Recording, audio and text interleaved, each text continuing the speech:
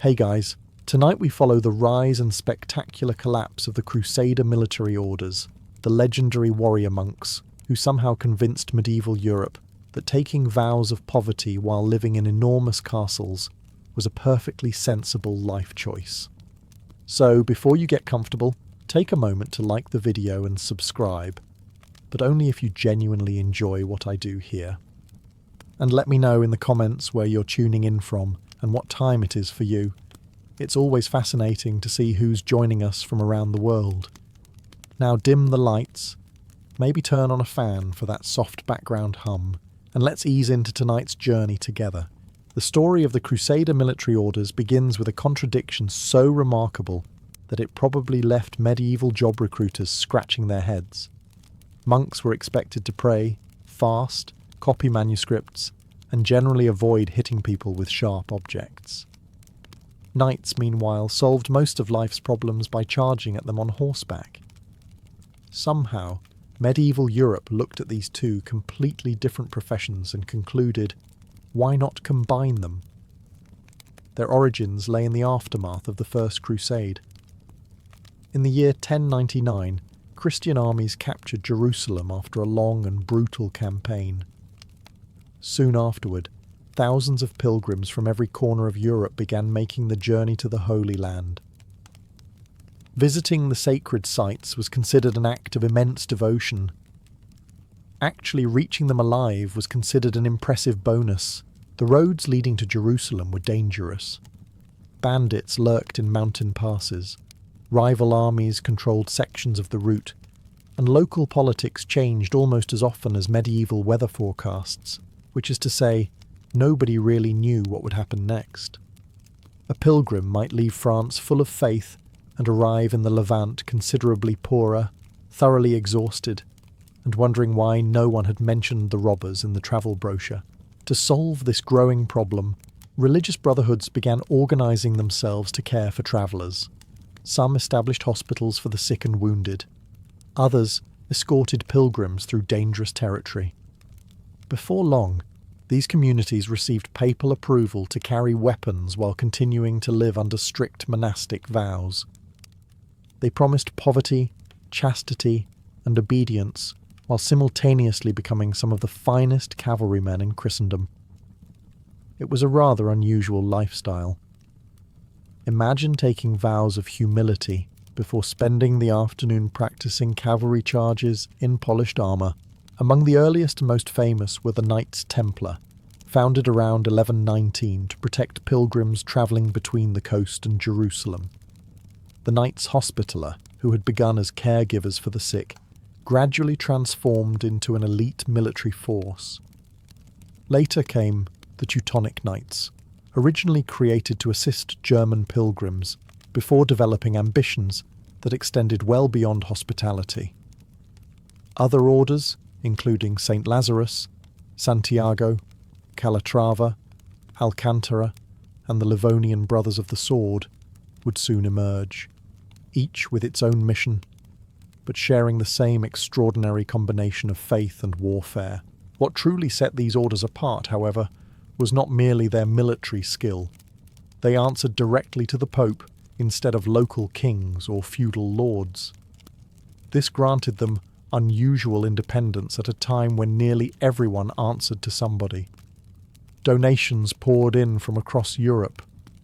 Noble families gifted them castles, farmland, vineyards, mills, forests, and entire villages. Wealthy crusaders leaving for the east often entrusted their estates to the orders, confident that warrior monks were less likely to disappear with the family silver than certain ambitious cousins. If one military order best captures the dramatic rise and equally dramatic fall of the Crusades, it is undoubtedly the Knights Templar. Their story begins modestly enough, with only 9 knights pledging to protect pilgrims in Jerusalem. By the time it ended nearly 2 centuries later, they had become one of the richest institutions in Europe and one of the most feared. As it turns out, combining enormous wealth with political independence is an excellent way to attract attention from kings who are deeply in debt. The Templars were officially founded around the year 1119 by the French knight Hugues de Payan and several companions. King Baldwin II of Jerusalem granted them quarters on the Temple Mount, believed to be near the site of Solomon's Temple.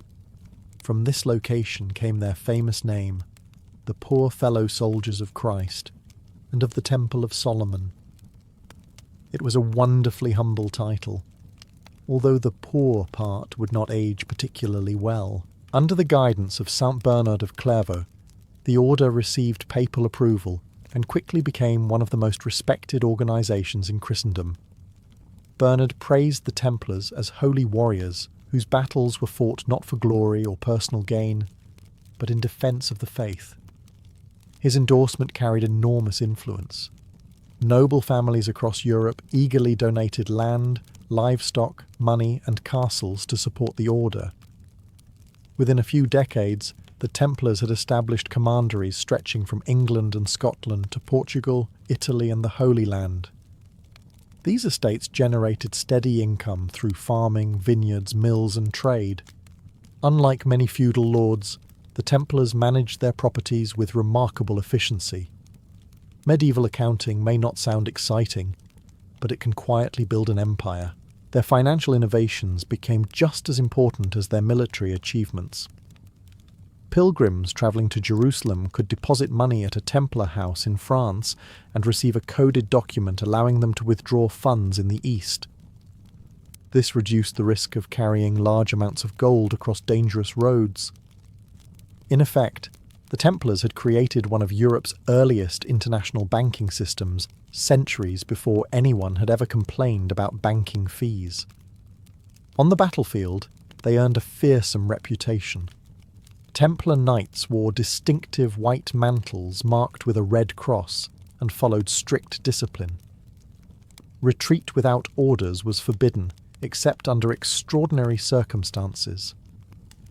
During major engagements, they often formed the elite reserve or spearheaded devastating cavalry charges. Muslim chroniclers respected their courage even while regarding them as relentless enemies. Yet the very success that elevated the Templars also planted the seeds of their destruction. Their castles, vast estates, financial influence, and exemption from royal authority made them appear almost like a state within a state. After the Crusaders lost Acre in 1291, and the Holy Land slipped permanently from Christian control, many Europeans quietly began asking an uncomfortable question. If the Crusades were over, why did the Templars still possess so much power? That question would soon receive an answer no one in the order expected. By the beginning of the 14th century, the Knights Templar still possessed enormous wealth, impressive fortresses, and an unmatched reputation. There was only one problem. The Crusades that had justified their existence were largely over. The loss of Acre in 1291 had driven the remaining Crusaders from the Holy Land.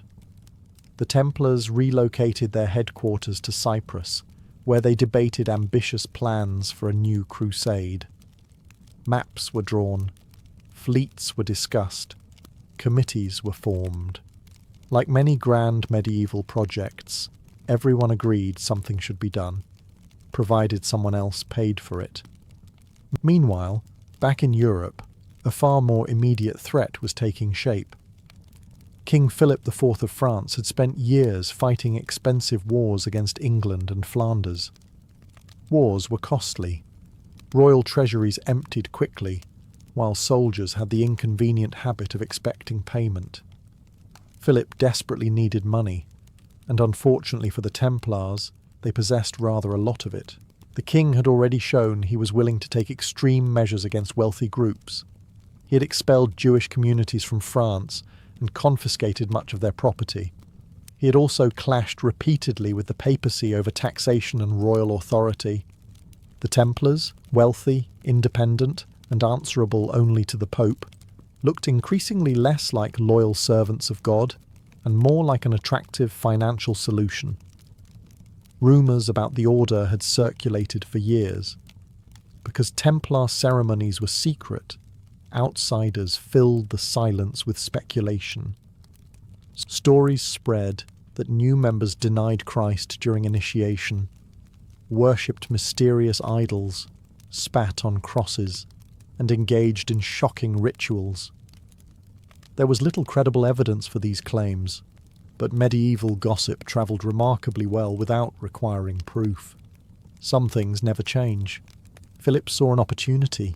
In complete secrecy, royal officials prepared coordinated arrest warrants across France. Every local officer received sealed instructions that were not to be opened until the same morning. That morning was Friday, October the 13th, 1307. At dawn, royal soldiers fanned out across the kingdom. Hundreds of Templars were arrested simultaneously before they had any chance to organise resistance. Their lands, treasures, records, and commanderies were seized almost overnight. Among those arrested was Grand Master Jacques de Molay, who had been in Paris only days earlier, attending the funeral of the king's sister-in-law. He had no reason to suspect he was walking into a carefully prepared trap. The accusations were sensational enough to shock all of Europe. Under torture, many imprisoned Templars confessed to crimes they almost certainly had never committed. Others refused to confess despite unbearable suffering. Once enough confessions had been extracted, Philip presented them as undeniable proof that the once revered order had become hopelessly corrupt. The Templars had survived battles against powerful Muslim armies for nearly 2 centuries. In the end, they were not destroyed by cavalry charges or siege engines, but by paperwork, politics, and a king whose debts had become more dangerous than any battlefield. The arrest of the Templars sent shockwaves across Europe. Kings, bishops, and ordinary people alike struggled to believe that the same knights who had defended pilgrims and fought for generations in the Holy Land were suddenly being accused of heresy, blasphemy, and devil worship. Even by medieval standards, the charges sounded dramatic. It was as though someone had combined every rumour imaginable into a single court document and simply hoped nobody would ask too many questions. The greatest obstacle to King Philip IV's plan was Pope Clement V. The Templars answered directly to the Pope, not to any king.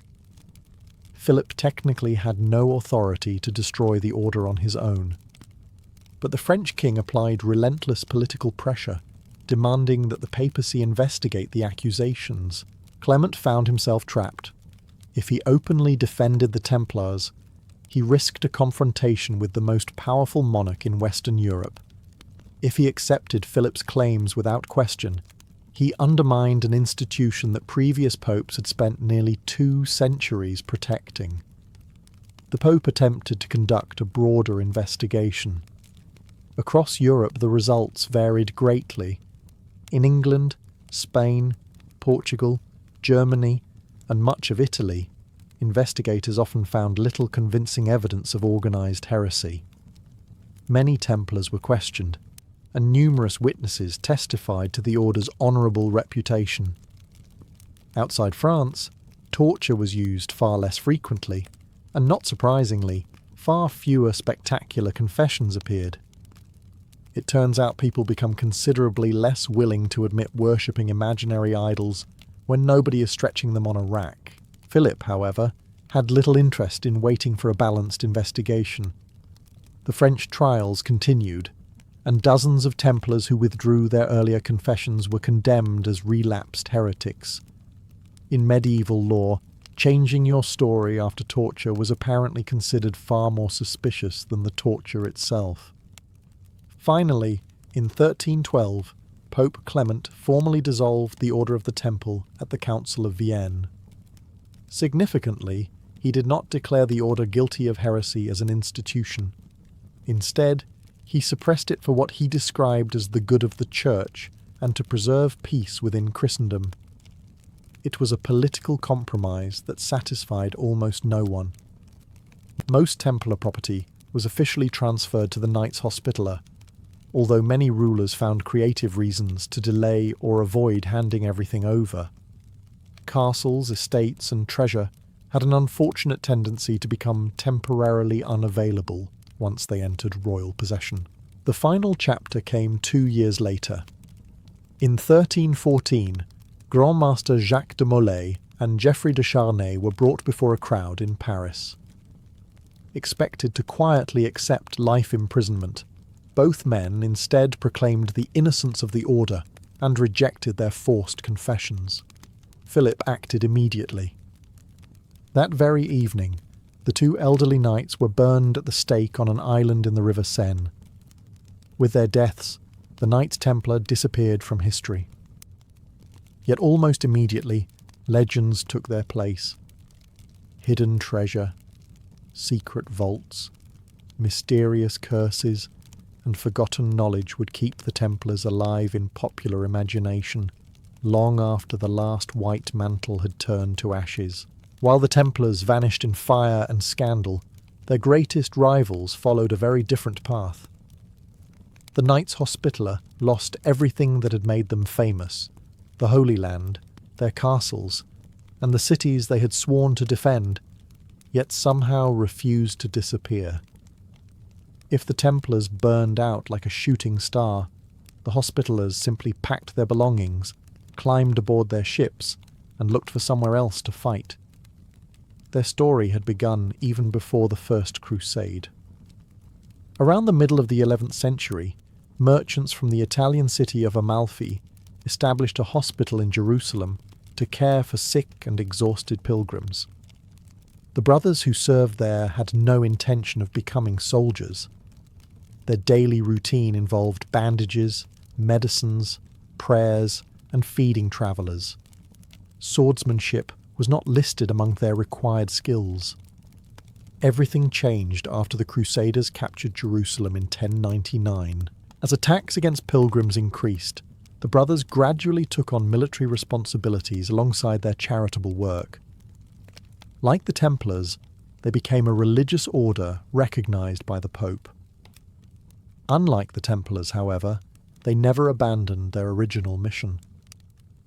Even while building castles and leading cavalry charges, they continued operating hospitals that treated Christians, Muslims, and Jews alike. Medieval warfare was brutal, but the Hospitallers occasionally reminded everyone that compassion had not entirely gone out of fashion. For nearly 2 centuries they defended the Crusader states, constructing mighty fortresses such as Crac de Chevalier, one of the greatest castles ever built. Its towering walls, massive towers, and ingenious defences impressed even Muslim commanders. One visitor reportedly remarked that taking the fortress would be nearly impossible. Naturally, medieval generals heard that as a personal challenge. Despite their determination, the tide gradually turned against the Crusader kingdoms. Muslim leaders, most famously Saladin and later the Mamluk sultans, steadily reclaimed territory. One by one, Christian strongholds fell. Finally, in 1291, the great port city of Acre collapsed after a desperate siege. The Hospitallers fought until the very end. Survivors escaped aboard ships as the last Crusader possessions in the Holy Land disappeared forever beneath enemy banners. 2 centuries of Latin rule had come to an end. For many organisations, this would have been the final chapter. Their mission had vanished. The land they existed to defend was gone, but the Hospitallers reached a different conclusion. If they could no longer defend the Holy Land, perhaps they would simply find another frontier. Their fleet sailed west across the Mediterranean toward the island of Cyprus, where they regrouped, rebuilt, and began searching for a permanent home. They had lost a kingdom, but not their discipline, their wealth, or their determination. The age of crusading in Palestine was over, yet the Hospitallers were already preparing for the next chapter of their remarkable survival. The island of Cyprus provided the Hospitallers with safety, but it could never become the permanent headquarters they needed. The Lusignan kings who ruled Cyprus welcomed the order, yet the Hospitallers remained guests rather than masters of their own destiny. After losing the Holy Land, they had little desire to depend on another ruler's hospitality. Medieval landlords, much like modern ones, occasionally had opinions about what their tenants should be doing. The solution lay farther west. Just off the coast of Asia Minor stood the island of Rhodes, a prosperous trading centre strategically positioned between Europe and the eastern Mediterranean. It was wealthy, heavily fortified, and politically divided. Beginning in 1306, the Hospitallers launched a carefully planned campaign to seize the island. Rather than winning it in one glorious battle, they captured towns, negotiated with local leaders, and gradually tightened their grip until, by 1309, Rhodes belonged to the order. For the first time in their history, the Hospitallers were no longer merely defending someone else's kingdom. They ruled one of their own. Rhodes quickly became the capital of an independent military state.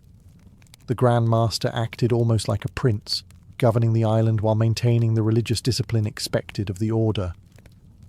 The knights organised themselves into langues, or linguistic divisions, representing regions such as France, England, Germany, Italy, Aragon, and Provence. Each lang managed its own responsibilities while contributing to the defence of the island.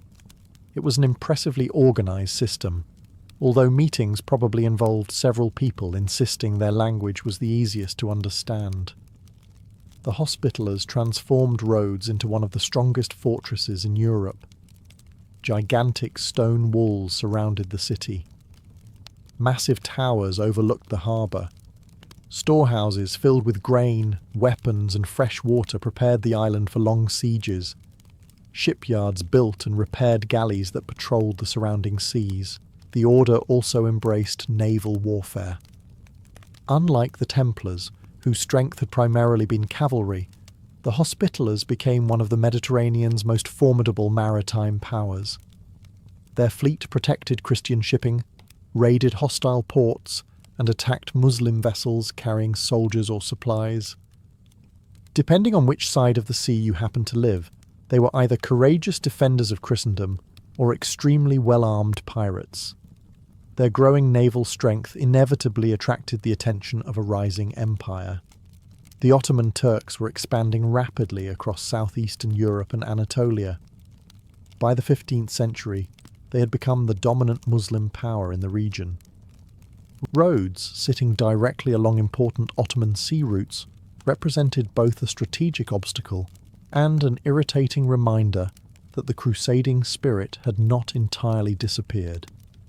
The confrontation was unavoidable. Soon, the Hospitallers would face the greatest sieges in their history, not in Jerusalem or Acre, but behind the towering walls of Rhodes, where the fate of the order would once again hang in the balance. For more than 2 centuries, the walls of Rhodes had stood as a symbol of Christian resistance in the eastern Mediterranean. Merchant ships entering the harbour saw towering fortifications flying the white cross of the Hospitallers, while Ottoman captains saw something rather less inspiring, a heavily armed obstacle sitting directly across one of their busiest sea lanes. The first major attempt to seize the island came in 1480. Sultan Mehmed II, fresh from conquering Constantinople less than 3 decades earlier, believed Rhodes would fall quickly. After all, he had taken one of the greatest cities in the world. Surely one island fortress would not prove much more troublesome. It did. Thousands of Ottoman soldiers landed on Rhodes and laid siege to the city. Cannon battered the walls day after day, opening breaches that seemed impossible to defend. Yet every time the attackers surged forward, the Hospitallers fought them back with relentless determination. Knights, mercenaries, townspeople, and even civilians worked together to repair damaged walls during the night, only to watch them crumble again the following morning. Medieval home maintenance was unusually stressful. After months of fierce fighting and heavy casualties, the Ottomans withdrew. Rhodes had survived. But survival did not mean safety. Over the next 40 years, the Ottoman Empire continued expanding under a new generation of rulers. Its armies grew larger, its navy stronger, and its resources nearly unmatched. Eventually, Sultan Suleiman the Magnificent decided it was time to finish what his predecessor had started. In 1522, an enormous Ottoman force arrived before Rhodes. Contemporary estimates vary wildly, but historians agree that the invaders vastly outnumbered the defenders. The Hospitallers could field only a few hundred knights, supported by several thousand soldiers and local militia. Against them stood one of the most powerful armies in the world. For 6 exhausting months, Rhodes endured constant bombardment. Ottoman artillery pounded the walls with unprecedented force. Sappers tunnelled beneath the fortifications, packing underground mines with gunpowder in an effort to collapse entire sections of the defences. The Hospitallers responded by digging countermines, creating a deadly underground struggle where explosions and hand-to-hand combat unfolded beneath the streets themselves. Every breach became another battlefield. Grand Master Philippe Villiers de l'Isle-Adam personally inspected the defences each day, encouraging exhausted defenders who were running dangerously low on food, ammunition, and healthy men. Disease spread through the crowded city. Entire districts lay in ruins. By December, further resistance had become impossible. Rather than allow a final massacre, the Grand Master negotiated honourable terms with Suleiman. The surviving knights were permitted to leave Rhodes with their weapons, banners, and remaining ships. It was an extraordinary gesture from a victorious sultan toward an enemy he deeply respected. The Hospitallers sailed away after more than 200 years on Rhodes. Once again, they had lost their home. Once again, many assumed their remarkable story had finally come to an end. Once again, they were wrong. After abandoning Rhodes in 1523, the Hospitallers found themselves in a strangely familiar position. Once again they were homeless. Once again they possessed experienced knights, a respected name, and a fleet of warships, but no territory to rule.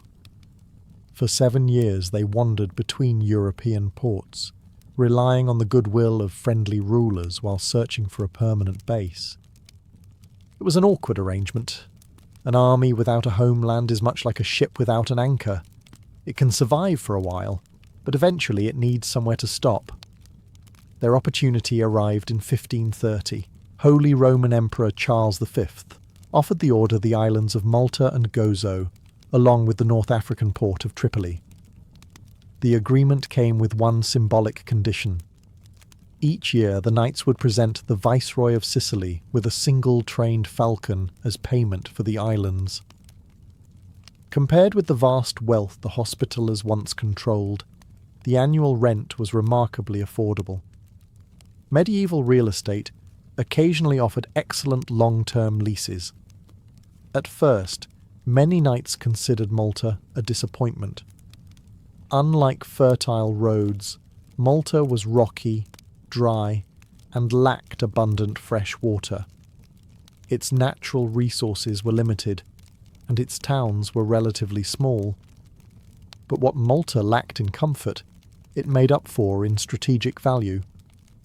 Sitting near the centre of the Mediterranean, it allowed the Hospitallers to monitor shipping between the Ottoman Empire and North Africa. The knights immediately began strengthening the island's defences. New forts rose along the harbours, artillery batteries guarded the coastline, and the Order's fleet continued attacking Ottoman shipping. Their raids captured enemy vessels, rescued Christian captives, and disrupted Muslim trade. Naturally, the Ottoman sultans viewed these activities somewhat differently. The inevitable confrontation arrived in 1565. Sultan Suleiman the Magnificent assembled one of the largest invasion forces of the century. His objective was simple: erase the Hospitallers once and for all. While the Templars met a fiery end and the Hospitallers fought to keep their islands, the Teutonic Knights followed an entirely different path. They did not simply defend a kingdom, they built one from the ground up. For a time, it seemed they had discovered the perfect formula for survival. Unfortunately, history has a habit of finding flaws in perfect formulas. The Teutonic Order was founded during the Third Crusade in the city of Acre around the year 1190. Like the Hospitallers, it began as a charitable hospital serving German pilgrims wounded during the fighting. The brothers cared for the sick, distributed food, and provided shelter to travellers. Within only a few years, however, the order evolved into a military organisation, adopting many of the same rules that had made the Templars so successful. Unlike the Templars, though, the Teutonic Knights never became the dominant force in the Holy Land. By the early 13th century, the Crusader states were steadily shrinking, and opportunities for expansion were becoming scarce. Then, an invitation arrived that would change everything. Duke Conrad of Masovia, a Polish ruler whose northern frontier suffered constant raids from pagan Prussian tribes, asked the Teutonic Knights for help. In 1226, Holy Roman Emperor Frederick II granted the order extensive privileges through the Golden Bull of Rimini, allowing the knights to conquer and govern any pagan lands they captured. The Teutonic Knights accepted with enthusiasm. Rather than defending someone else's territory, they would create their own. Over the following decades, they launched a relentless campaign across Prussia. One by one, pagan strongholds fell. Forests were cleared, castles rose from stone and brick, and German settlers arrived to establish new towns. The order founded cities such as Königsberg and expanded others, encouraging trade, farming, and commerce alongside military conquest. The conquered Prussian tribes resisted fiercely. Some revolted repeatedly, forcing the knights into long and brutal campaigns that lasted for generations. Victory came slowly, but eventually the Teutonic Order established complete control over much of the Baltic coast. Unlike most religious orders, the Teutonic Knights now ruled a genuine state. They collected taxes, minted coins, administered justice, negotiated with foreign rulers, and commanded a disciplined standing army. Their headquarters at Marienburg Castle became the largest brick fortress in Europe, an immense complex whose towering walls projected both wealth and authority. Every summer, noblemen from across Western Europe travelled to Prussia to join the Order's campaigns against remaining pagan tribes. Fighting alongside the Teutonic Knights became almost fashionable among Europe's aristocracy. It offered adventure, prestige, and the comforting belief that one was serving both God and glory at the same time. By the beginning of the 15th century, the Teutonic Order stood at the height of its power. It possessed a wealthy kingdom, formidable armies, and nearly unchallenged influence throughout the Baltic. But just beyond its borders, two neighbouring powers were growing stronger. Poland and Lithuania were about to unite, and together they would become the greatest threat the Teutonic Knights had ever faced. For decades, the Teutonic Knights had appeared almost unstoppable. Their castles dominated the Baltic coastline. Their armies were among the best disciplined in Europe, and their reputation attracted noble volunteers from England, France, Germany, and beyond. Fighting alongside the Order was considered both honourable and adventurous. Medieval tourism, it seems, occasionally involved siege warfare. But the Teutonic Knights had a problem they struggled to accept. Their entire state had been built on fighting pagan neighbours. Then, in 1386, something happened that completely changed the political landscape. The Grand Duke of Lithuania, Jogaila, converted to Christianity, married the Polish Queen Jadwiga, and became King Władysław Jagiełło of Poland.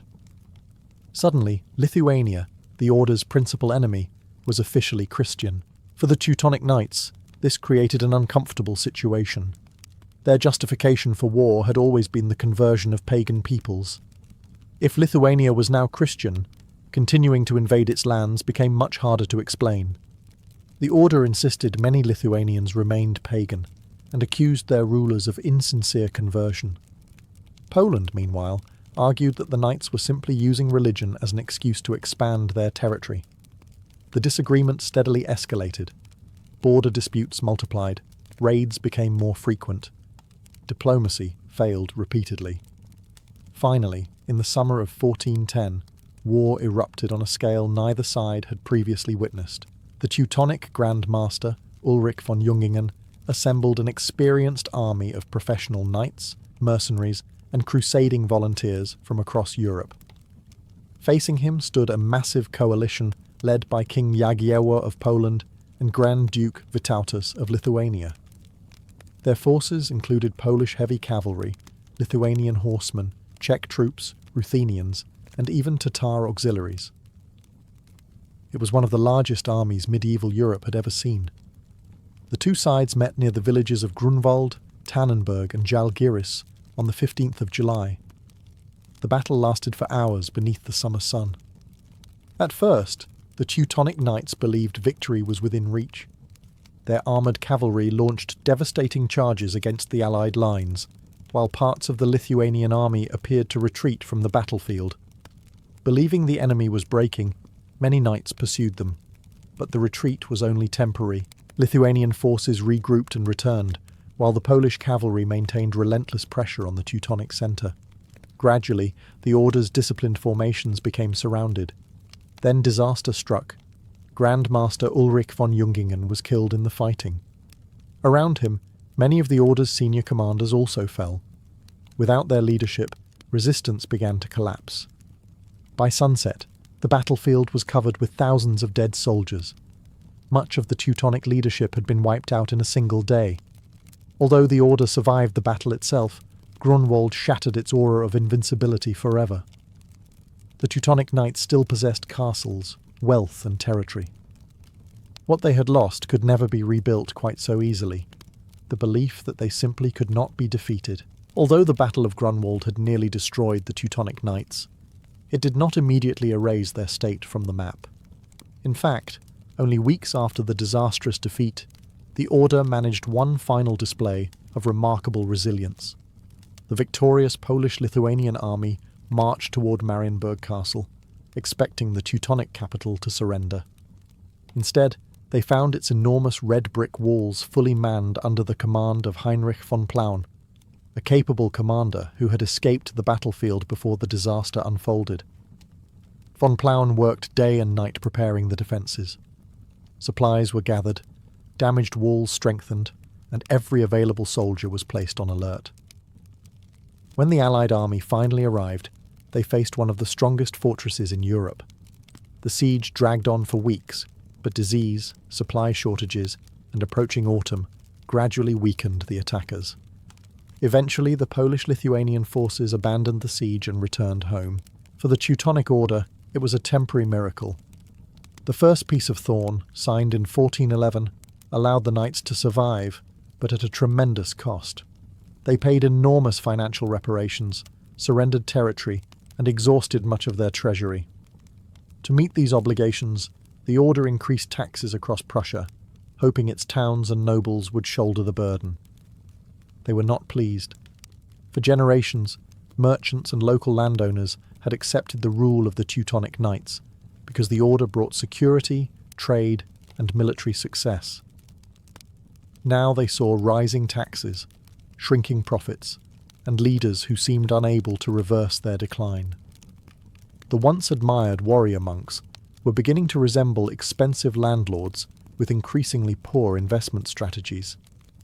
Discontent spread throughout the state. Cities such as Danzig, Elbing, and Thorn became wealthier through Baltic trade and increasingly resented decisions made by the Order's leadership. Local nobles also demanded greater influence over government, something the highly centralized Teutonic administration had little interest in granting. Meanwhile, Poland and Lithuania continued growing stronger. Every conflict seemed to end slightly worse for the Teutonic Knights than the one before. More territory disappeared, more money vanished. Recruiting experienced soldiers became increasingly difficult as victories became rarer and debts multiplied. Then, in 1454, the growing frustration finally exploded. The Prussian Confederation, an alliance of nobles and wealthy cities, openly rebelled against the Teutonic Order and requested protection from King Casimir IV of Poland. What followed became known as the 13 Years' War, one of the longest and most exhausting conflicts in the Baltic. This time, the Teutonic Knights were not fighting pagan tribes or foreign invaders. they were fighting many of their own subjects. For an order built on discipline and unity, there could hardly have been a more dangerous sign that its great crusading state was beginning to fall apart from within. The 13 Years' War ended in 1466, and with it, the Teutonic Order ceased to be the dominant power of the Baltic. The Second Peace of Thorn forced the knights to surrender some of their richest and most important territories, including the prosperous cities of Danzig, Elbing, and Thorn. These lands became part of what was known as Royal Prussia, under the Polish crown. What remained of the Teutonic state was no longer truly independent. The Grand Master was now required to swear an oath of loyalty to the King of Poland.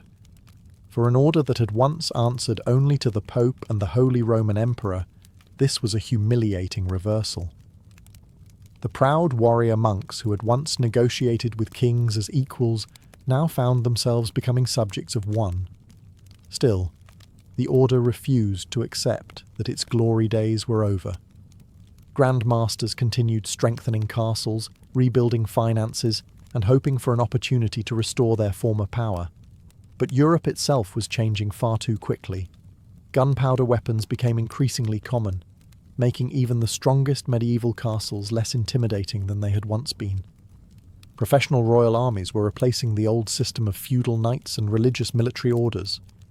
Kings preferred soldiers they paid directly, rather than independent organizations that owned half the countryside, and occasionally reminded everyone they answered to someone else. Then came an even greater upheaval. In 1517, Martin Luther published his famous 95 Theses, igniting the Protestant Reformation. Within only a few years, religious unity across Europe began to fracture. The Teutonic Order suddenly faced a crisis unlike any it had encountered before. Its entire existence rested upon being a Catholic military order, but many of the German territories surrounding Prussia were embracing Lutheran ideas, including members of the order itself. The man who would make the most dramatic decision was Grand Master Albert of Brandenburg. Albert had spent years fighting another costly war against Poland in the hope of recovering the order's independence. The campaign failed completely. His treasury was exhausted, his army weakened, and support from the Holy Roman Empire proved disappointing. Winning the war was becoming about as realistic as rebuilding Jerusalem with good intentions alone. Searching for another solution, Albert did something almost unimaginable. He met personally with Martin Luther. Luther advised him that maintaining a monastic military state no longer made sense. Instead, Albert should dissolve the religious order's government, abandon his vows, marry, and transform Prussia into a secular duchy. For centuries, every Grand Master had dedicated his life to defending a religious order. Albert decided to end it. In 1525, he converted to Lutheranism, secularized the Teutonic state's remaining lands, and became the first Duke of Prussia. Before a large crowd in Krakow, he knelt before the King of Poland and swore fealty. Without a great battle or dramatic siege, the Crusader kingdom built by the Teutonic Knights quietly disappeared. The order itself survived, but the powerful military state it had spent 3 centuries creating had come to an end. Not every Crusader military order ended with dramatic trials, legendary sieges, or famous battles. Many simply faded away as the medieval world that had created them disappeared. Their decline was slower, quieter, and in some ways even more revealing. It showed that the greatest enemy of these organizations was not always another army. Sometimes it was irrelevance. One of the oldest was the Order of St. Lazarus. Originally founded to care for lepers in the Holy Land, the order occupied a unique place among the Crusader brotherhoods. Since leprosy was common during the Middle Ages, many of its members actually suffered from the disease themselves. Knights who could no longer serve in other military orders often found a home within St. Lazarus, where they continued both religious and military service. Despite their illness, the knights occasionally fought in battle alongside other Crusader forces. Muslim chroniclers even remarked upon their determination, knowing many of these men had little to lose. Yet after the Crusader states collapsed, the order lost the hospitals and territories that had given it purpose. Rather than disappearing overnight, St. Lazarus slowly transformed into a charitable institution under various European monarchs. By the early modern period, its military role had all but vanished. The brothers exchanged battlefields for hospitals, proving that healing people generally produces fewer diplomatic complications than charging at them with lances. A similar story unfolded in Spain.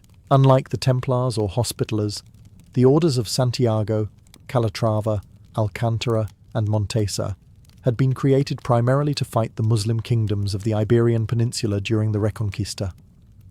For centuries, they guarded frontiers, defended castles, and helped Christian rulers gradually expand southward. Then, in 1492, Granada, the last Muslim kingdom in Spain, finally surrendered to Ferdinand and Isabella. The Reconquista was over. The military orders suddenly faced an uncomfortable question, remarkably similar to the one confronting the Templars 2 centuries earlier.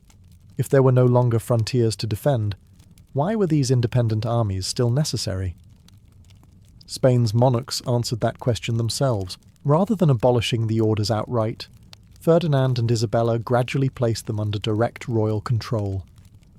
Future Grand Masters were effectively chosen by the crown, and the enormous wealth of the orders became another instrument of royal authority. The brotherhood survived on paper, but their independence quietly disappeared. By the 16th century, many knights spent far more time managing estates and attending court than campaigning across battlefields. The white cloaks and colourful crosses remained impressive, but they increasingly represented noble prestige rather than military necessity. One by one, the smaller Crusader orders adapted, merged, or surrendered their independence. They had not been defeated. They had simply outlived the world that had once made them indispensable. By the beginning of the 19th century, the age of the Crusades was long gone. Jerusalem had not been under Christian rule for centuries. Castles that once guarded holy frontiers had become tourist curiosities or crumbling ruins, and the great military orders no longer commanded armies capable of changing the course of history. Yet not all of them disappeared. Some survived by accepting a difficult truth. If they wanted to live on, they had to become something entirely different. The most remarkable example was the Knights Hospitaller. After Napoleon seized Malta in 1798, the order entered one of the most uncertain periods in its history. Without territory, many believed it would finally dissolve, just as the Templars had centuries earlier. But unlike the Templars, the Hospitallers adapted. Instead of rebuilding a military state, they gradually returned to the charitable mission that had inspired their foundation nearly 700 years earlier. Hospitals, medical care, disaster relief, and humanitarian work replaced naval battles and castle defences. Today, the sovereign military order of Malta still exists, maintaining diplomatic relations with numerous countries while operating hospitals and humanitarian missions around the world. Their knights no longer charge across battlefields. Fortunately for everyone involved, modern hospital administrators generally prefer ambulances to cavalry. The Teutonic Order followed a similar path. After losing Prussia, the order retained scattered properties within the Holy Roman Empire. It survived the Protestant Reformation, the Napoleonic Wars, and even the collapse of the empire itself. During the 19th century, its military functions disappeared almost entirely, leaving behind a Catholic religious order devoted to pastoral work, education, and charitable service. The famous white cloak with the black cross still exists. Only now, it is far more likely to be seen in a church or community centre than on a battlefield. Other military orders became honorary institutions, noble societies, or historical organisations. Some merged into newer foundations. Others vanished so gradually that historians still debate the exact moment they truly ceased to exist. Their castles, however, remained. Across Europe and the Middle East, the massive fortresses built by the Crusader orders continue to dominate landscapes centuries after the knights themselves have disappeared. Crac de Chevalier, Marienburg Castle, Rhodes, Valletta, and countless smaller strongholds still stand as reminders of an age when faith, warfare, and politics became inseparable. In the end, every major Crusader military order collapsed, not always through dramatic battles, but because the world that had created them eventually disappeared. Gunpowder replaced armoured cavalry. Nation-states replaced independent warrior monks. Diplomacy slowly overtook crusading as Europe's preferred method of solving problems. Admittedly, not always successfully. Yet their legacy endures. They transformed medieval warfare, pioneered international finance, built some of history's greatest fortresses, cared for countless pilgrims and patients, and shaped the political map of Europe for centuries. Their kingdoms fell, their armies vanished, and their crusades came to an end. But their story remains one of history's most extraordinary examples of how even the mightiest institutions must eventually adapt or be left behind by time itself. I'd like you to imagine yourself standing in the middle of a busy Ottoman neighbourhood just as dinner approaches. The afternoon heat is finally beginning to soften, and the golden light spills across rows of wooden houses, whose upper stories lean so close together they seem almost eager to exchange recipes. After a day filled with merchants shouting, blacksmiths hammering, donkeys complaining about their career choices, and children treating every alley like an official racing track, something begins to change. The streets do not become quieter exactly. They simply change their rhythm. This is dinner in a busy Ottoman neighbourhood, and unlike the hurried meals many people know today, it is an event that slowly announces itself long before the first bite is taken. The marketplace begins winding down. Shopkeepers stack bolts of cloth behind wooden shutters. Coppersmiths put away their polished hammers after hours spent shaping bowls, trays, and coffee pots that now catch the evening sun like mirrors. The barber sweeps away the day's collection of trimmed beards, enough to knit a very uncomfortable blanket. Apprentices carry heavy baskets home, while exchanging gossip that somehow spreads across the neighbourhood faster than any official announcement. From nearly every chimney, pale ribbons of smoke begin curling into the sky. Then comes the scent.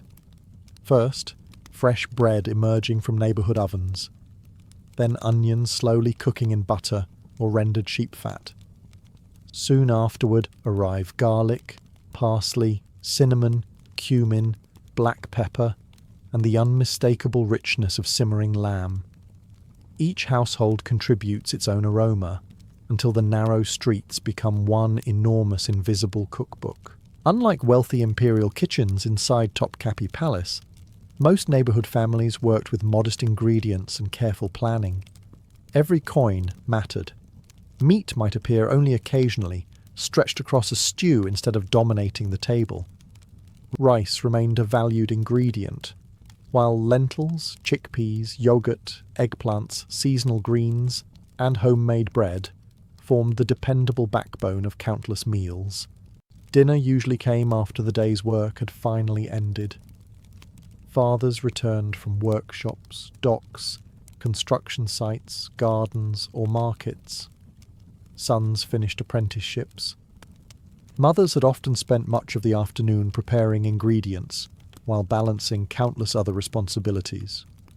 Grandparents, when present, occupied honoured places within the household, while younger children eagerly hovered near the kitchen, attempting to discover whether they might earn an early taste. Sometimes they succeeded. More often they were politely chased away before stealing tomorrow's leftovers today. The neighbourhood itself reflected the remarkable diversity of the Ottoman Empire. Muslims, Christians, and Jews frequently lived in adjoining quarters, each community observing its own religious customs while sharing many culinary traditions. Although dietary rules sometimes differed, the smell of slowly baking bread spoke a language everyone understood. Water carriers made their final rounds before dusk, balancing large leather bags across their shoulders. Bakers hurried to finish the last batches before the communal ovens cooled.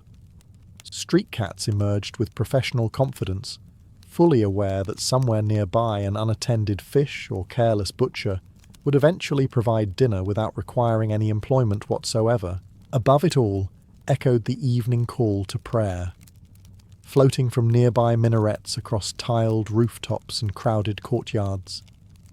For many families, this marked the transition from labour to home, from business to conversation, from public life to private comfort.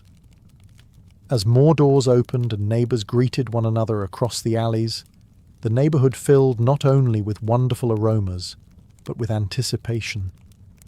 Behind each doorway, another family was gathering around its evening meal, and those kitchens are exactly where we shall step next.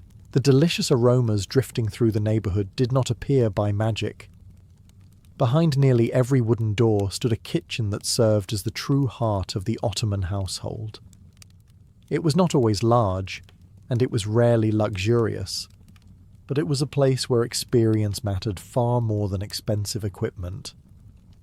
Long before recipe books became common, meals were carried in memory, passed from mother to daughter, grandmother to grandchild, one carefully watched pot at a time. Most family kitchens centred around a charcoal brazier or an open hearth. The fire demanded constant attention. Too much charcoal and the stew would boil too fiercely. Too little, and dinner might arrive well after everyone's patience had disappeared. Managing heat was considered a genuine skill, one learned through years of practice rather than precise measurements. Nobody owned a thermometer. Instead, cooks judged the fire by the colour of the glowing coals, the sound of bubbling liquid, and simple instinct developed over countless evenings. Copper cookware dominated the kitchen.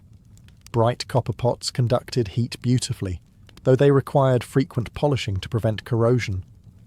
Larger households often owned several sizes for soups, rice dishes, vegetables and stews.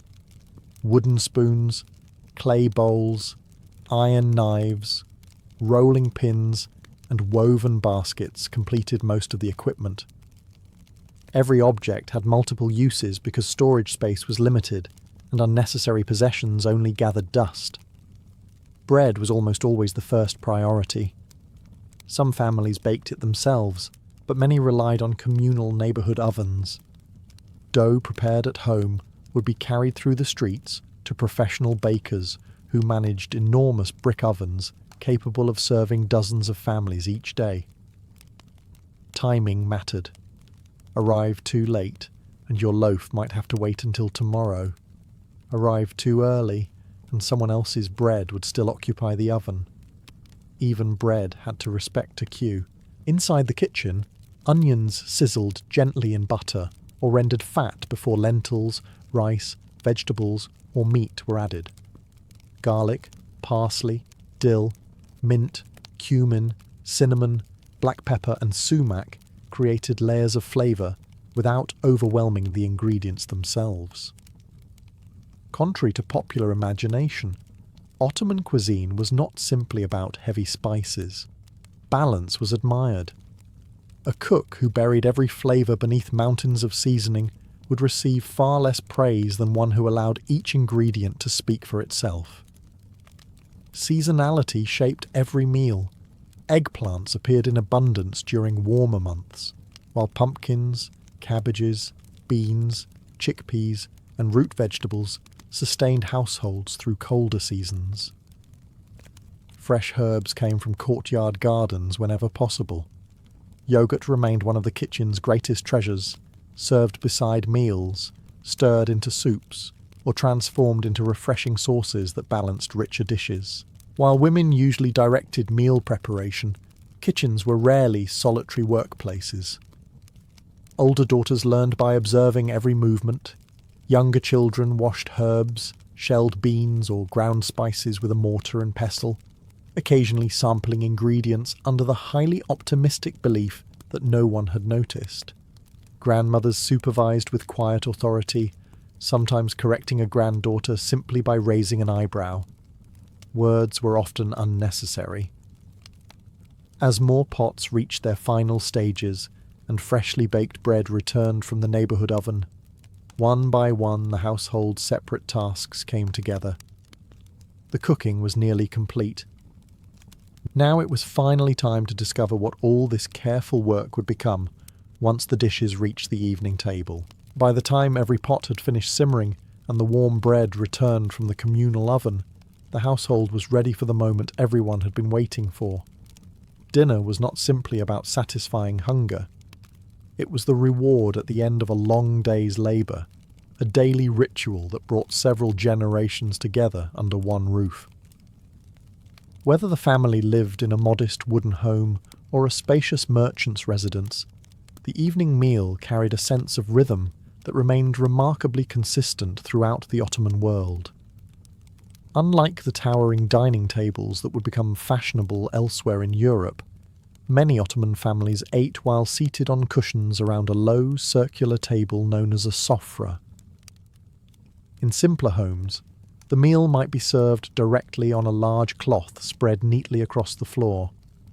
Everyone gathered close together, creating an atmosphere that encouraged conversation rather than ceremony. The meal often began with soup.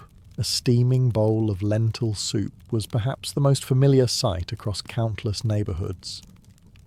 Rich without being extravagant, it filled empty stomachs while making economical use of ingredients available throughout the empire. Yogurt soups flavoured with mint appeared frequently as well, especially during warmer months, offering a comforting balance between richness and freshness. Fresh bread never sat untouched for long. Instead of forks, diners commonly used pieces of bread to scoop stews or accompany vegetables. Bread was treated with genuine respect. Wasting it was considered both careless and disrespectful. So even stale loaves found new life in soups, puddings, or other dishes the following day. The centerpiece varied according to the family's means. Wealthier households might serve tender lambs slowly braised with onions, apricots, almonds, and fragrant spices. Middle-class families often stretched smaller portions of meat into hearty stews filled with chickpeas, beans, or vegetables. Poorer households relied more heavily on legumes, grains, seasonal produce, and dairy products, creating meals that were surprisingly nourishing despite containing little or no meat. Rice occupied a place of honour. Ottoman pilaf was not merely boiled rice. Every grain was expected to remain separate, lightly coated in butter, sometimes enriched with toasted vermicelli, currants, pine nuts, or aromatic herbs. Achieving perfectly cooked pilaf required remarkable skill. A poorly prepared pilaf could quietly damage a cook's reputation far more effectively than any neighbourhood gossip. Alongside the main dishes appeared small accompaniments that completed the meal. Bowls of thick yogurt cooled spicy foods. Pickled vegetables added sharpness. Fresh herbs, cucumbers, onions, olives, and soft white cheeses offered lighter flavours that balanced richer stews. Depending on the season, roasted eggplants, stuffed vine leaves, spinach cooked with onions, or tender beans in olive oil might also appear. Contrary to modern assumptions, dinner was rarely an endless feast. Even prosperous families generally valued moderation. Hospitality demanded generosity toward guests, but everyday meals reflected practicality as much as abundance. Leftovers were welcomed rather than ignored, often becoming tomorrow's lunch with a few clever additions. Water remained the most common drink, although refreshing sherbets made from fruits, flowers, or herbs frequently accompanied the meal during special occasions or hot summer evenings. Alcohol was absent from most Muslim households, though non-Muslim communities within the empire often maintained their own traditions regarding wine. As satisfying as the food itself was, something equally important unfolded around the sofra. Dinner created a brief pause in the relentless pace of neighbourhood life, allowing stories, laughter, advice, and family news to flow as freely as the soup. Outside, however, the streets had not gone quiet. They were still alive with vendors serving those who preferred to eat beneath the evening sky. Even as families settled around their sofas indoors, many of the neighbourhood's busiest meals were still taking place outside. The narrow streets of an Ottoman city did not empty after sunset. In many ways, they became even livelier. The fading daylight softened the heat, lanterns flickered to life beneath wooden balconies, and the smell of roasting meat drifted through the alleys like an invitation that few hungry stomachs could ignore. For labourers who had spent the day unloading ships, carrying stone, tanning leather, or hammering metal in crowded workshops, cooking at home was not always practical. Apprentices living far from their families, travelling merchants, sailors, porters and visitors all depended on the city's thriving street food culture. Fortunately, Ottoman neighbourhoods offered plenty of choices, many of them surprisingly affordable. One of the most recognisable sights was the kebab vendor. Standing beside a charcoal grill, he carefully turned skewers of lamb, liver, or minced meat over glowing coals. Fat dripped onto the fire with a satisfying hiss, sending clouds of fragrant smoke into the evening air. Customers gathered patiently, although patiently might be a generous description once the smell reached them. Few things weaken human dignity faster than perfectly grilled meat after 12 hours of physical labour. Nearby, another vendor stirred an enormous cauldron of chickpea stew that had been simmering since morning. Others served bowls of lentil soup to customers who stood eating with fresh bread in hand before returning to their evening errands. Simplicity often won over extravagance. A warm, filling meal mattered far more than elaborate presentation. Bread sellers continued making their rounds with baskets balanced expertly upon their heads.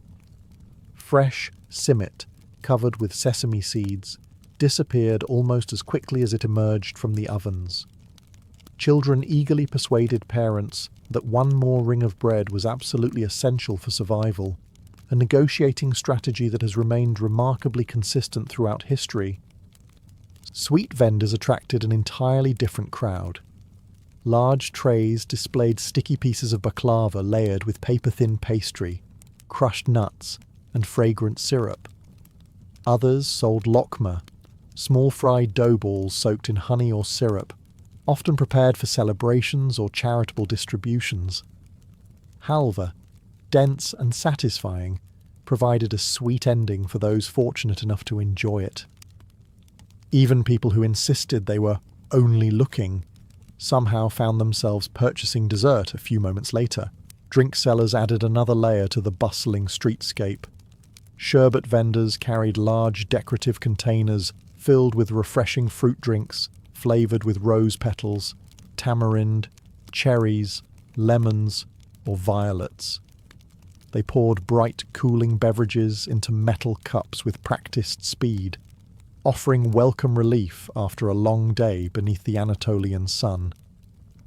Coffee sellers occasionally appeared as well, though many customers preferred to visit one of the neighbourhood coffee houses later in the evening. For now, dinner remained the priority. The streets echoed with conversations in Turkish, Greek, Armenian, Arabic, Ladino, Persian, and countless local dialects. Merchants bargained over tomorrow's deliveries while neighbours exchanged news, and children darted between adults, carefully avoiding donkeys that seemed permanently convinced they owned the road. Yet for all the tempting food available outdoors, the greatest meal of the evening was still waiting behind countless front doors, where families were gathering not simply to eat, but to spend precious hours together before another demanding day began. If there was one rule that united nearly every Ottoman neighbourhood, it was this: food nourished the body, but hospitality nourished the soul. A family's evening meal was never considered entirely private. At almost any moment, a knock at the door might announce a relative, a neighbour, a travelling merchant, or an unexpected guest. Rather than causing inconvenience, such visits were often welcomed as an opportunity to demonstrate generosity. There was an old belief repeated throughout the empire that a guest arrived with blessings. Refusing someone food without good reason reflected poorly on the household, regardless of whether the family possessed great wealth or very little. Even modest homes found ways to make another place at the sofra. The first gesture was simple but meaningful. The guest was invited inside, offered a comfortable cushion, and encouraged to relax before any food appeared. Shoes were often removed at the entrance to keep the home clean, especially in households where the family ate while seated close to the floor. Water was brought for washing hands, an important practice both for cleanliness and respect. Only after everyone had settled comfortably would the meal truly begin. The host usually encouraged the guest to eat first. This was not merely politeness. It reflected the belief that generosity honoured both the visitor and the family itself.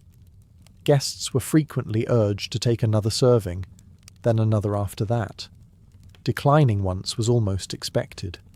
Accepting immediately could appear slightly eager, while refusing forever risked disappointing the host. The safest approach was a graceful dance of modest refusal, followed by cheerful acceptance. Ottoman hospitality occasionally resembled diplomatic negotiations conducted with bowls of stew. Conversation flowed naturally around the meal.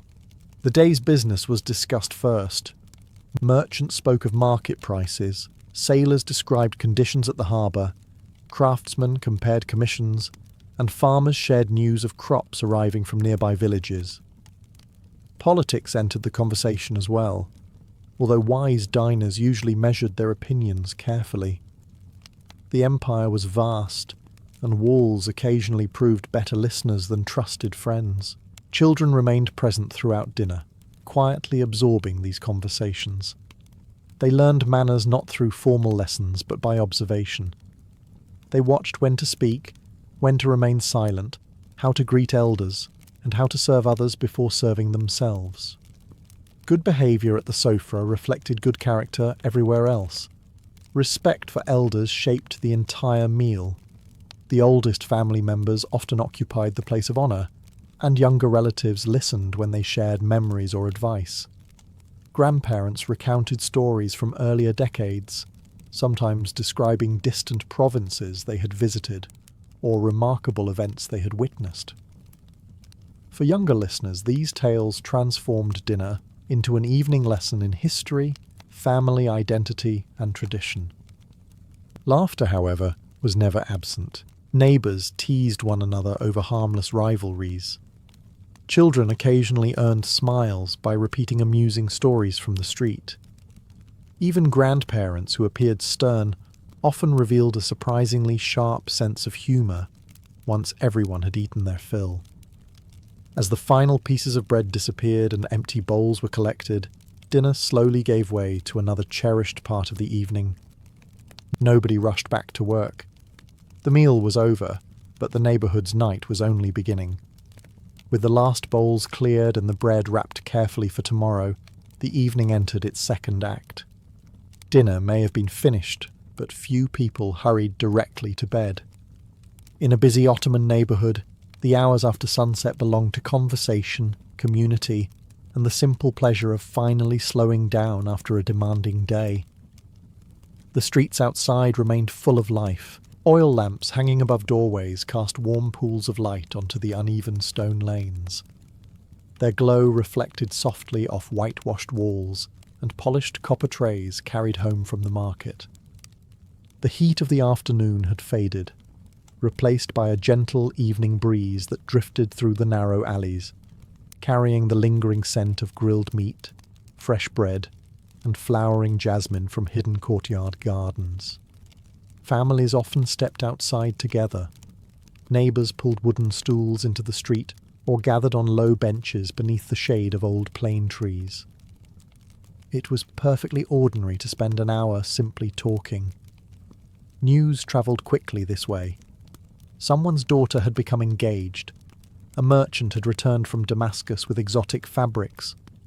A fisherman claimed this year's catch was unusually poor, although fishermen have made remarkably similar claims for thousands of years. Children reclaimed the streets almost immediately. Freed from the discipline of the dinner table, they chased one another between houses, played games with stones or carved wooden toys, and invented competitions whose rules changed whenever someone started losing. Their laughter echoed through the neighbourhood, while weary parents pretended not to notice the increasing volume, provided nothing valuable was broken. Older boys sometimes gathered around musicians carrying simple instruments. A reed flute, a frame drum, or the long-necked saz could easily attract a small audience. Songs ranged from cheerful village tunes to melancholy ballads telling stories of distant lovers, famous battles, or legendary heroes. Not every performer possessed extraordinary talent, but after a satisfying dinner, audiences generally became far more forgiving. Many men wandered toward the local coffee house. Contrary to popular imagination, coffee houses were not simply places to drink coffee.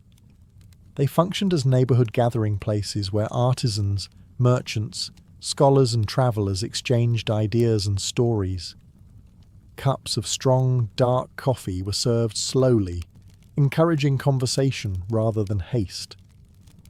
Some men played backgammon or chess, while others listened to professional storytellers who captivated audiences with tales from Persian epics, adventures of Nasreddin Hoja, or accounts of Ottoman victories.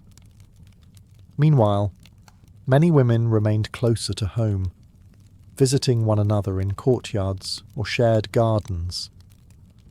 They exchanged recipes, discussed household matters, arranged future visits, embroidered textiles, or simply enjoyed a rare quiet hour after a full day's work.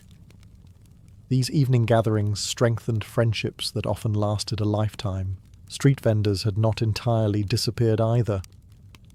A few still wandered through the neighbourhood selling roasted nuts, seasonal fruit, or small sweets to those who found that dinner had somehow left just enough room for one little snack.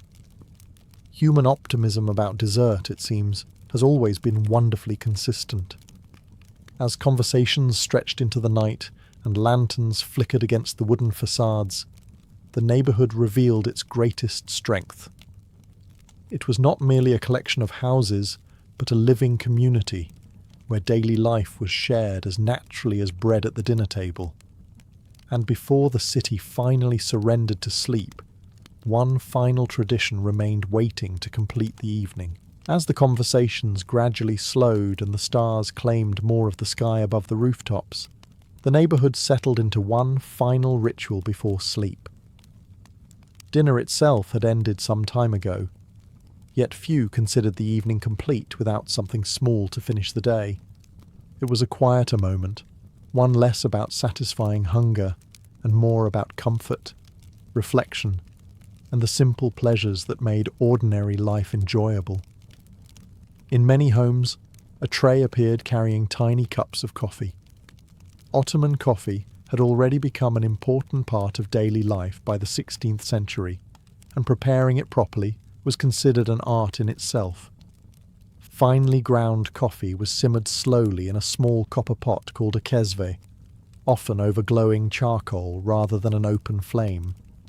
There were no paper filters, no cream, and certainly no flavoured syrups with names longer than the drink itself. Just coffee, water, and patience. The result was rich, dark, and remarkably strong. It was poured carefully into small handleless cups, allowing the grounds to settle at the bottom. Nobody rushed through it. Coffee was meant to be sipped slowly, while conversation continued. Drinking it too quickly would have been rather like reading only the final page of a good novel. Alongside the coffee came sweets. Baklava often appeared during celebrations or in wealthier homes, its delicate layers of pastry hiding generous amounts of pistachios or walnuts beneath fragrant syrup. More ordinary evenings might feature halva, prepared from sesame paste or flour cooked gently with butter and sugar until it reached a smooth, comforting texture. Seasonal fruits such as figs, grapes, cherries, apricots, or melons were equally welcome, providing a lighter end to the meal. Dried fruits also played an important role. Dates, raisins, and dried apricots could be stored throughout the year and offered natural sweetness without elaborate preparation. Nuts, such as almonds, hazelnuts, and pistachios, were passed around in small bowls, encouraging everyone to linger a little longer before retiring for the night. Some households enjoyed fragrant herbal infusions instead of coffee. Mint, sage, chamomile, rose hips, or mountain herbs gathered from nearby hillsides created gentle drinks believed to aid digestion after a hearty meal. Every family had its favourite mixture, usually accompanied by complete confidence that it was superior to every other family's recipe. Conversation during this part of the evening became calmer. The day's practical matters faded into the background. Instead, people shared old stories, family memories, local legends, and humorous observations. Children, now struggling to keep their eyes open, listened from nearby cushions as grandparents recounted tales of clever merchants, wandering dervishes, mischievous tricksters, or distant ancestors whose achievements somehow became slightly more impressive each time they were retold. Before the Mongols built the largest contiguous empire in history, before armies thundered across Asia and Europe, and before the name of Chinggis Khan inspired both admiration and terror, an ordinary evening on the steppe often began with something far less dramatic than a charging horse. It began with a wooden bowl. Inside that bowl was a cloudy, slightly fizzy drink called kumis, made from fermented mare's milk. To an outsider, it might not have looked particularly impressive. It certainly did not resemble the rich wines of Persia or the carefully aged beers brewed in Europe. Yet for the Mongols, kumis was far more than a beverage. It nourished families, welcomed strangers, sealed friendships, celebrated victories, and accompanied nearly every important moment of life. To understand the Mongols, you must first understand what they drank. Imagine yourself standing on the vast grasslands of Mongolia. There are no vineyards stretching across rolling hills, no orchards heavy with fruit, and no bustling taverns promising an endless variety of drinks. Instead, the landscape stretches almost endlessly in every direction. The horizon seems impossibly distant, interrupted only by grazing horses, scattered sheep, shaggy yaks in certain regions, and the occasional white felt ger standing proudly against the open sky. Life here depended entirely on animals. The Mongols measured wealth not by gold hidden in chests, but by the size and health of their herds. Horses, sheep, goats, cattle, camels, and yaks provided transportation, clothing, shelter, fuel, and food. Even their drinks came from livestock. On the steppe, every useful resource walked on four legs. As evening approached, riders gradually returned to camp. Horses were unsaddled after long hours of grazing or travel. Dogs barked excitedly before recognizing familiar faces. Children raced between the gers while helping gather smaller animals into protective enclosures before darkness settled over the plains. From inside, the largest ger drifted the comforting smell of boiling meat and warm dairy. The family's home, surprisingly spacious beneath its circular wooden frame and thick felt covering, glowed softly from the central fire. Everything inside served a purpose. Saddles rested neatly against the walls. Bows and quivers hung within easy reach. Chests held clothing, tools, and treasured possessions accumulated over years of migration. Then someone reached for the bowl. Not because a celebration had begun, not because a great victory had been won, simply because guests had arrived. Among the Mongols, offering food and drink came before nearly everything else. A traveller crossing hundreds of miles of open steppe depended upon the kindness of strangers for survival. Today, you might welcome someone into your home with a cup of tea. A Mongol family welcomed them with kumis. Refusing to offer it would have suggested poor manners. Refusing to accept it without good reason could be equally awkward. Hospitality was one of the invisible laws of the grasslands, as dependable as the changing seasons or the rising sun. The first bowl was never simply about quenching thirst. It announced peace instead of danger. It transformed strangers into guests.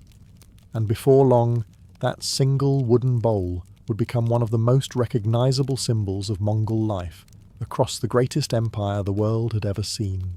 that welcoming bowl of kumis represented far more work than most guests ever realized. By the time it reached someone's hands, dozens of small tasks had already been completed, each depending on careful timing, experience, and perhaps a willingness to be kicked by a horse that had not yet finished breakfast. Unlike cows, mares cannot simply be milked whenever it is convenient. They produce milk only after giving birth, and even then, their foals must remain nearby to stimulate the flow of milk. Throughout the warmer months, when grass covered the steppe and the herds were healthiest, Mongol families followed a daily rhythm centered around these nursing mares. Milking took place several times each day. A foal was first allowed to nurse briefly before being gently pulled aside. The mare, now ready to release her milk, was carefully milked by hand into wooden buckets or leather containers. Speed mattered.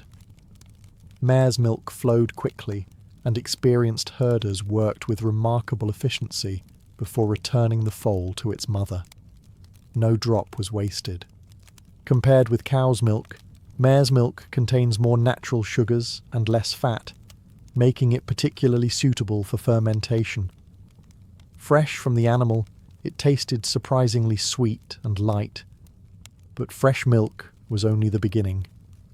The transformation into kumis required patience and constant attention. The milk was poured into a large leather bag, often made from horsehide, or into a tall wooden churn. Inside remained a small amount of older fermented kumis from the previous batch. This acted much like a sourdough starter, introducing natural yeasts and bacteria that would begin the fermentation process almost immediately. Then came perhaps the most important task: stirring, or rather, endless stirring. Every person in the household contributed. Adults, children, grandparents, and even visitors passing through camp might be asked to give the churn several vigorous strokes whenever they walked by. Some historical accounts describe the mixture being stirred hundreds or even thousands of times throughout the day. It became such an ordinary part of life that no one thought much about it. If your hands happened to be free, congratulations, you had just volunteered. This constant agitation mixed fresh milk with the fermenting liquid while preventing the cream from separating. Gradually, naturally occurring yeasts converted some of the milk sugars into alcohol and carbon dioxide. By evening, the once sweet milk had developed a pleasantly sour flavour with a gentle fizz and a modest alcoholic content, usually only a few %. The exact taste varied enormously. A family's kumis depended on the health of its mares, the weather, the temperature, the age of the starter culture, and the skill of whoever managed the fermentation. Every household insisted theirs was excellent. Their neighbours occasionally disagreed, usually after accepting a second bowl. Fresh kumis was considered best. Unlike wine, it was not intended for long-term aging. Families produced it continuously throughout the milking season, creating a fresh supply almost every day. During the harsh winters, however, mares produced little or no milk, so kumis became scarce. People then relied more heavily on other dairy products such as dried curds, yogurt, butter, and fermented drinks made from cows, sheep's, or camel's milk, depending on the region. By the end of summer, one thing had become clear. Kumis was not simply a drink made by one person. It was the product of an entire household working together, a daily tradition woven into the rhythm of life on the endless steppe. By now, the leather churn had done its work, and the fresh kumis was ready to drink. Unlike many beverages that appeared only during festivals or special occasions, kumis belonged to everyday life. It was not reserved for kings, warriors, or honoured guests. Rich or poor, young or old, nearly every Mongol family consumed some form of fermented dairy almost every single day. On the open steppe, that made perfect sense. The Mongols lived in an environment where survival depended upon mobility. Their homes could be dismantled within hours. Their wealth grazed across endless grasslands. Their lives followed the seasons rather than permanent settlements. Under these conditions, fresh fruit juices, vineyards, or grain-based beers were simply impractical. Livestock provided nearly everything a family required, including what they drank. A typical morning often began with dairy. After tending the animals and checking the herds, family members drank bowls of fresh or lightly fermented milk before setting out on the day's work.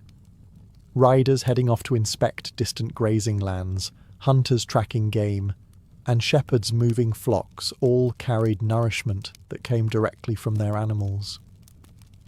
Kumis was particularly valued because it was surprisingly nutritious. It contained protein, vitamins, beneficial bacteria from fermentation, and enough calories to sustain people through long hours of physical activity. While it could not replace every meal, it served as both food and drink, especially during the warmer months when mares produced abundant milk.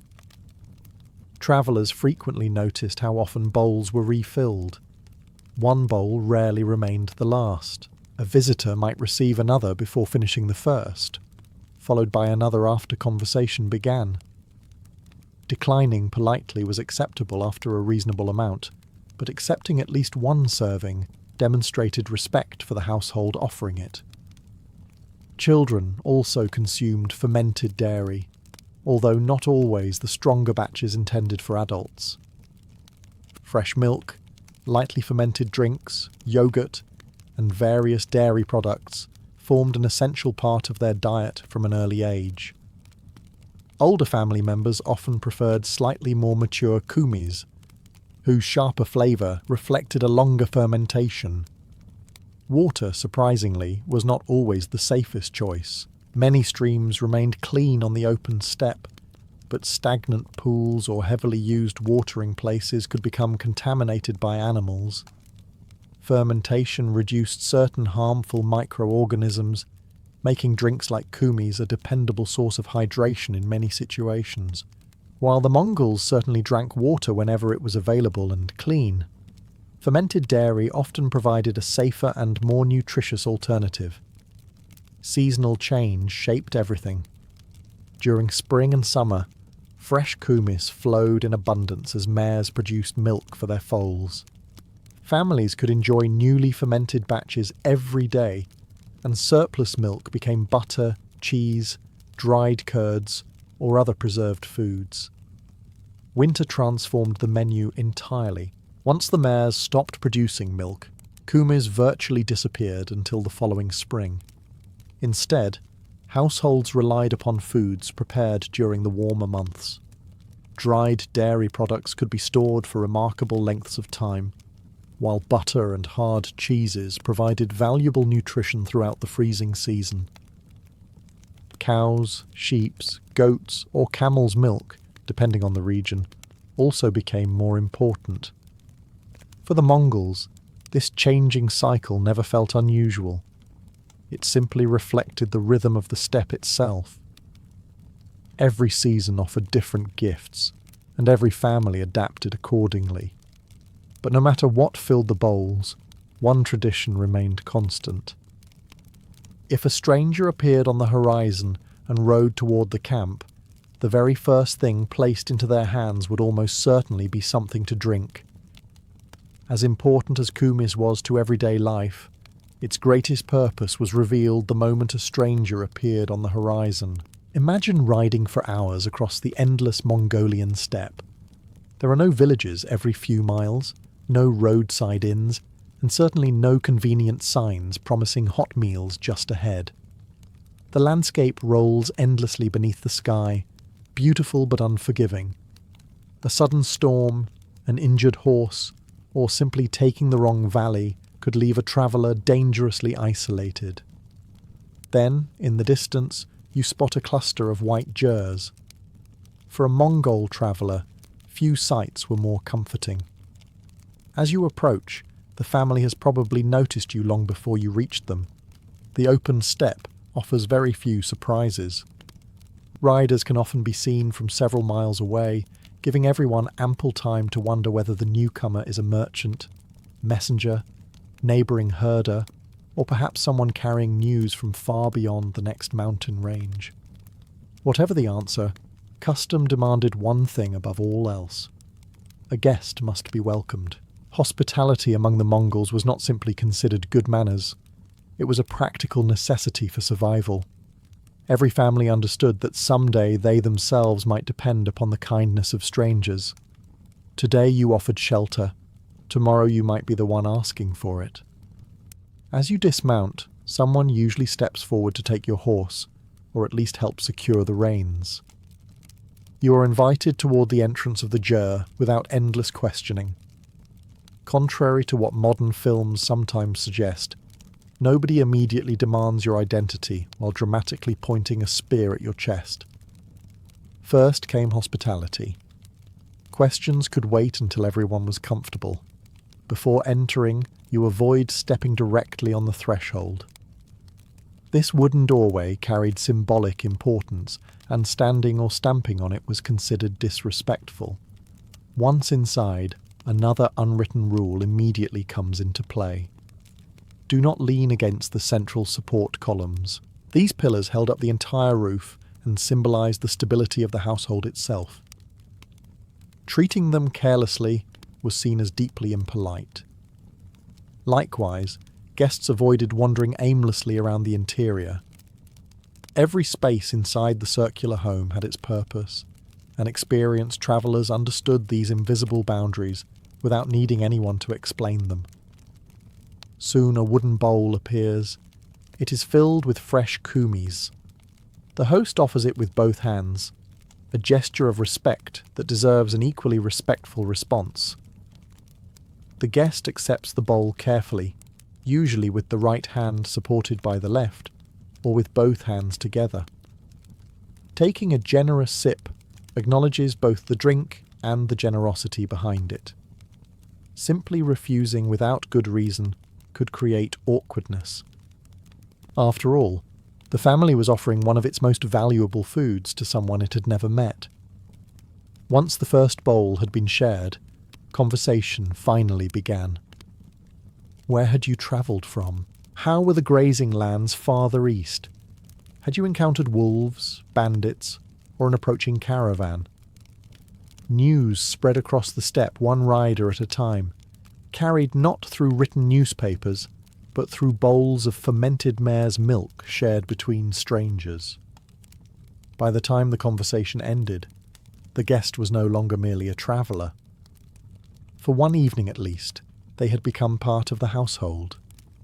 And when that household celebrated a wedding, welcomed a new child, or honoured a great victory, those simple bowls of kumis became something even more meaningful than hospitality. They became part of ceremonies that strengthened the bonds of the entire Mongol world. Once a guest had been welcomed and the first bowls of kumis had been shared, the gathering could become something much greater than an ordinary meal. For the Mongols, drinking was not only about refreshment or hospitality. During important occasions, every bowl carried meaning, every gesture followed tradition, and every shared drink strengthened the invisible bonds that held families, clans, and even the empire together. Many ceremonies began before anyone took the first proper sip. Instead, a small amount of kumis was offered to the world itself. A few drops might be flicked into the air with the ring finger, scattered toward the ground, or cast toward the four directions. These simple acts honoured Tengri, the eternal blue sky, as well as the spirits of the earth and the ancestors who had watched over previous generations.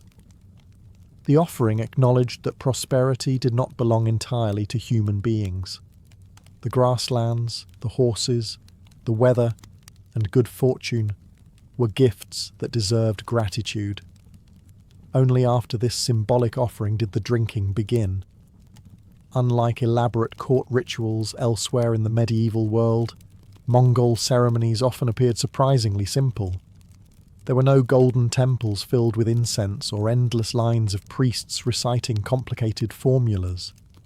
Instead, the rituals reflected the straightforward life of the steppe. A family gathered inside a ger. A respected elder spoke a few thoughtful words, bowls were raised, and everyone drank together. At weddings, kumis flowed generously. The joining of two families was celebrated with feasting, horse racing, wrestling, music, and generous hospitality. Bowls passed from hand to hand as relatives toasted the health of the bride and groom, wished them many healthy children, and hoped their herds would multiply with each passing year. On the Mongolian steppe, wishing someone prosperity usually involved livestock rather than enormous castles. 1,000 healthy horses could be worth far more than a palace. Births were also marked with shared drinks and communal celebration. When a child survived the dangerous first months of life, family and neighbours gathered to celebrate another future rider joining the clan. Elders offered blessings, hoping the child would grow into a skilled horseman, wise leader, or capable herder. Victories brought their own ceremonies. When warriors returned successfully from a campaign or hunting expedition, the camp celebrated together. Kumis circulated freely, while stories of bravery grew steadily more impressive with every bowl. A rider who had merely frightened away 3 wolves by sunset might, by the end of the evening, have personally negotiated their surrender. Fermentation has always possessed a remarkable talent for improving storytelling. Even political gatherings relied heavily on ceremonial drinking. When clan leaders met to settle disputes or forge alliances, shared bowls of kumis helped establish trust before serious discussions began. Agreements reached after eating and drinking together carried greater weight than conversations held between strangers. Hospitality softened suspicion, allowing negotiations to begin on common ground rather than mutual fear. Foreign ambassadors quickly discovered these customs as well. Visitors from China, Persia, Rus, and Europe often found themselves participating in Mongol drinking ceremonies. Some embraced the experience enthusiastically. Others struggled with the unfamiliar sour taste of fermented mare's milk, while politely pretending they enjoyed every swallow. Diplomatic success occasionally depended less on eloquent speeches than on maintaining a cheerful expression through another generous serving of kumis. By the time the final toast had been offered, everyone understood that these ceremonies celebrated far more than a drink. They celebrated loyalty, friendship, gratitude, and shared identity across the vast grasslands. And nowhere were these traditions displayed more spectacularly than at the magnificent feasts hosted by the great Khans themselves. The family gatherings inside an ordinary ger revealed the heart of Mongol hospitality, but the feasts held by the great Khans elevated those same traditions to an extraordinary scale. Everything became larger. More guests arrived. More horses grazed outside. More fires burned across the camp. And far more bowls of kumis circulated from dawn until well after sunset. Yet despite the grandeur, the principles remained surprisingly familiar. A guest was still welcomed before being questioned. Food still came before politics. And no important gathering truly began until drinks had been shared. When Chinggis Khan united the Mongol tribes in the early 13th century, he inherited the customs of the steppe rather than replacing them. His court travelled with him across the grasslands, living in enormous royal camps made up of hundreds or even thousands of gers. Rather than building permanent palaces, the empire's rulers often carried their capital wherever they went. Visitors were frequently astonished by what they found. Foreign ambassadors from Persia, China, Rus, and later Europe expected rough nomads living simple lives. Instead, they encountered remarkably organised encampments capable of feeding enormous numbers of people. The royal ger stood at the centre, surrounded by nobles, military commanders, craftsmen, servants, guards, and endless lines of horses stretching across the plains. During major celebrations, the camp transformed into something resembling a moving city. huge cauldrons simmered with mutton and horse meat. Entire sheep roasted over open fires, while attendants hurried between guests carrying wooden bowls, silver cups, and leather containers filled with fresh kumis. Musicians played horsehead fiddles, flutes, and drums as singers performed heroic epics celebrating legendary ancestors and recent victories. Kumis remained the drink of honor. Servants moved constantly through the gathering, ensuring bowls were never empty for long. Important guests were expected to drink alongside the Khan, an act that symbolized friendship and mutual respect. Declining too often could be interpreted as rejecting the goodwill being offered, although wise hosts also understood that foreign visitors were sometimes unfamiliar with the drink's sharp, sour flavour. As the Mongol Empire expanded, however, something new appeared alongside the traditional bowls. Wine arrived from Persia, rice wine came from China, grape wines travelled from Central Asia. Even strong distilled drinks occasionally reached the imperial court through trade and conquest. The Mongols proved remarkably curious about foreign customs and rarely rejected something simply because it originated elsewhere.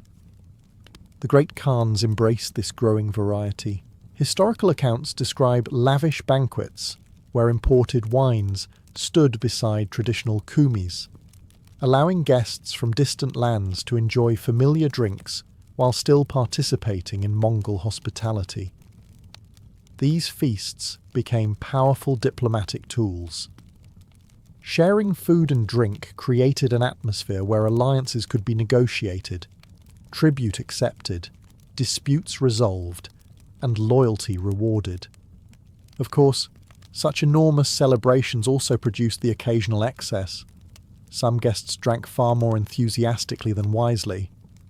Even Mongol chronicles acknowledge that certain rulers developed a taste for heavy drinking later in the empire's history. Foreign observers likewise recorded banquets, where the cups seemed to circulate endlessly, and where maintaining graceful composure became increasingly difficult as the evening progressed. Still, beneath all the spectacle, these imperial feasts remained rooted in the same tradition practiced by ordinary herding families across the steppe. Whether inside a humble jur or the magnificent camp of a great Khan, offering a drink was never simply about filling a bowl. It was about honouring the guest, strengthening trust, and reminding everyone gathered that for one evening they shared not only a meal, but a common table beneath the eternal blue sky. If the feasts of the great Khans demonstrated the power and prestige of the Mongol Empire, they also revealed something much more human. Once the formal ceremonies had ended and the serious negotiations were complete, the atmosphere often relaxed considerably. Music grew louder, stories became funnier, and bowls of kumis continued making their endless journey from one pair of hands to another. The Mongols certainly knew how to celebrate. A successful hunting expedition, the birth of a child, a wedding, the return of warriors from campaign, or the gathering of distant relatives could all become reasons for an evening of laughter and shared drink.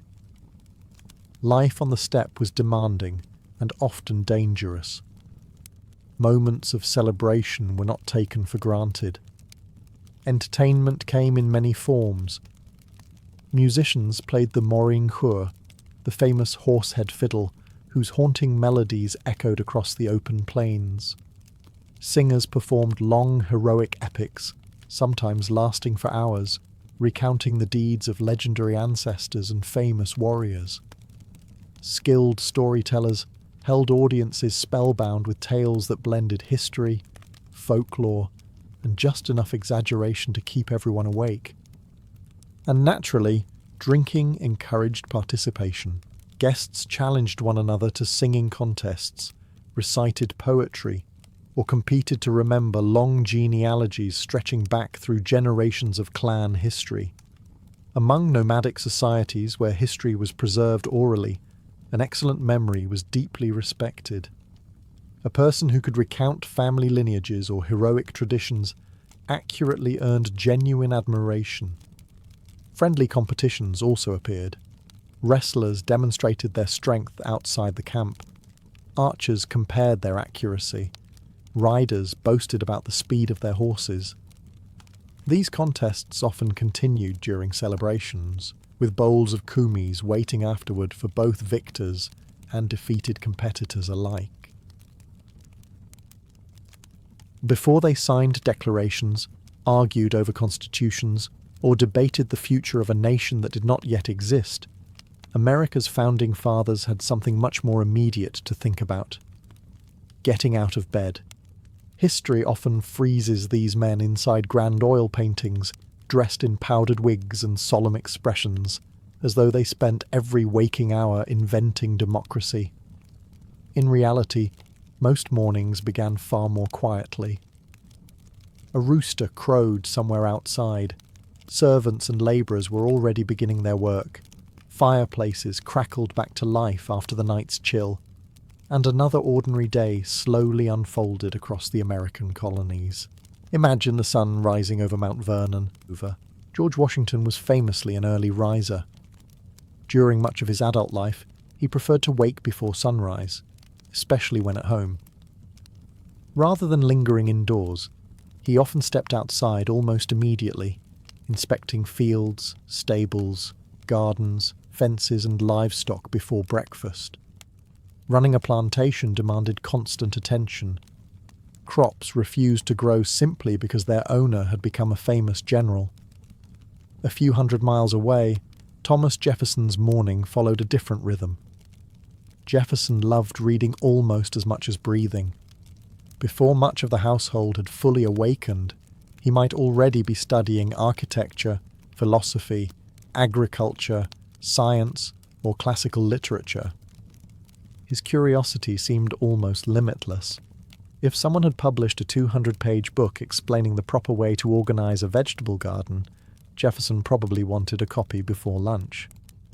Meanwhile, in Philadelphia, Benjamin Franklin often approached the day with deliberate purpose. He famously asked himself each morning, "What good shall I do this day?"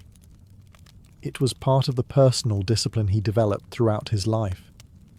Franklin valued routine, organization, and constant self-improvement.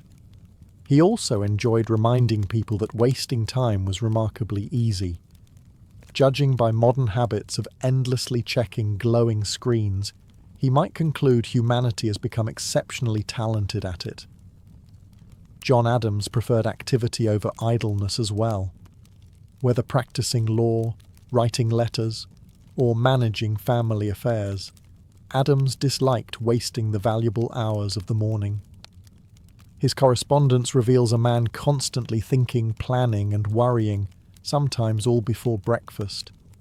Coffee had not yet become the unstoppable force it would later become in American life, but one suspects Adams would have appreciated a larger cup. Despite their different personalities, these men shared remarkably ordinary responsibilities. They managed farms, supervised workers, balanced household finances, answered letters, cared for their families, and dealt with repairs that never seemed to end. Roofs leaked, horses lost shoes, fences collapsed, deliveries arrived late. Even future presidents occasionally discovered that owning property meant spending an unreasonable amount of time discussing timber. Their homes reflected this balance between comfort and responsibility. Some lived in elegant houses filled with books, maps, scientific instruments, and imported furniture. Others spent long periods travelling between courts, legislative assemblies, and family estates. Yet wherever they lived, the household itself functioned through the work of wives, children, servants, hired labourers, and, particularly in the southern colonies, enslaved people whose forced labour sustained many of these prosperous estates. The daily routines of several founding fathers cannot be understood honestly without recognising this reality. As the morning sun climbed higher, breakfast tables were prepared, horses saddled, letters sealed with wax, and visitors began arriving at the front door. Politics could wait another hour. For now, these famous men were simply beginning another ordinary day, unaware that history would one day remember almost every decision they were about to make. As the morning routines gave way to the day's work, the Founding Fathers turned their attention to something that occupied far more of their time than speeches or political debates: their homes. For most of them, home was not simply a place to sleep. It was a business, a workplace, a family centre, and in many cases, an enormous logistical challenge.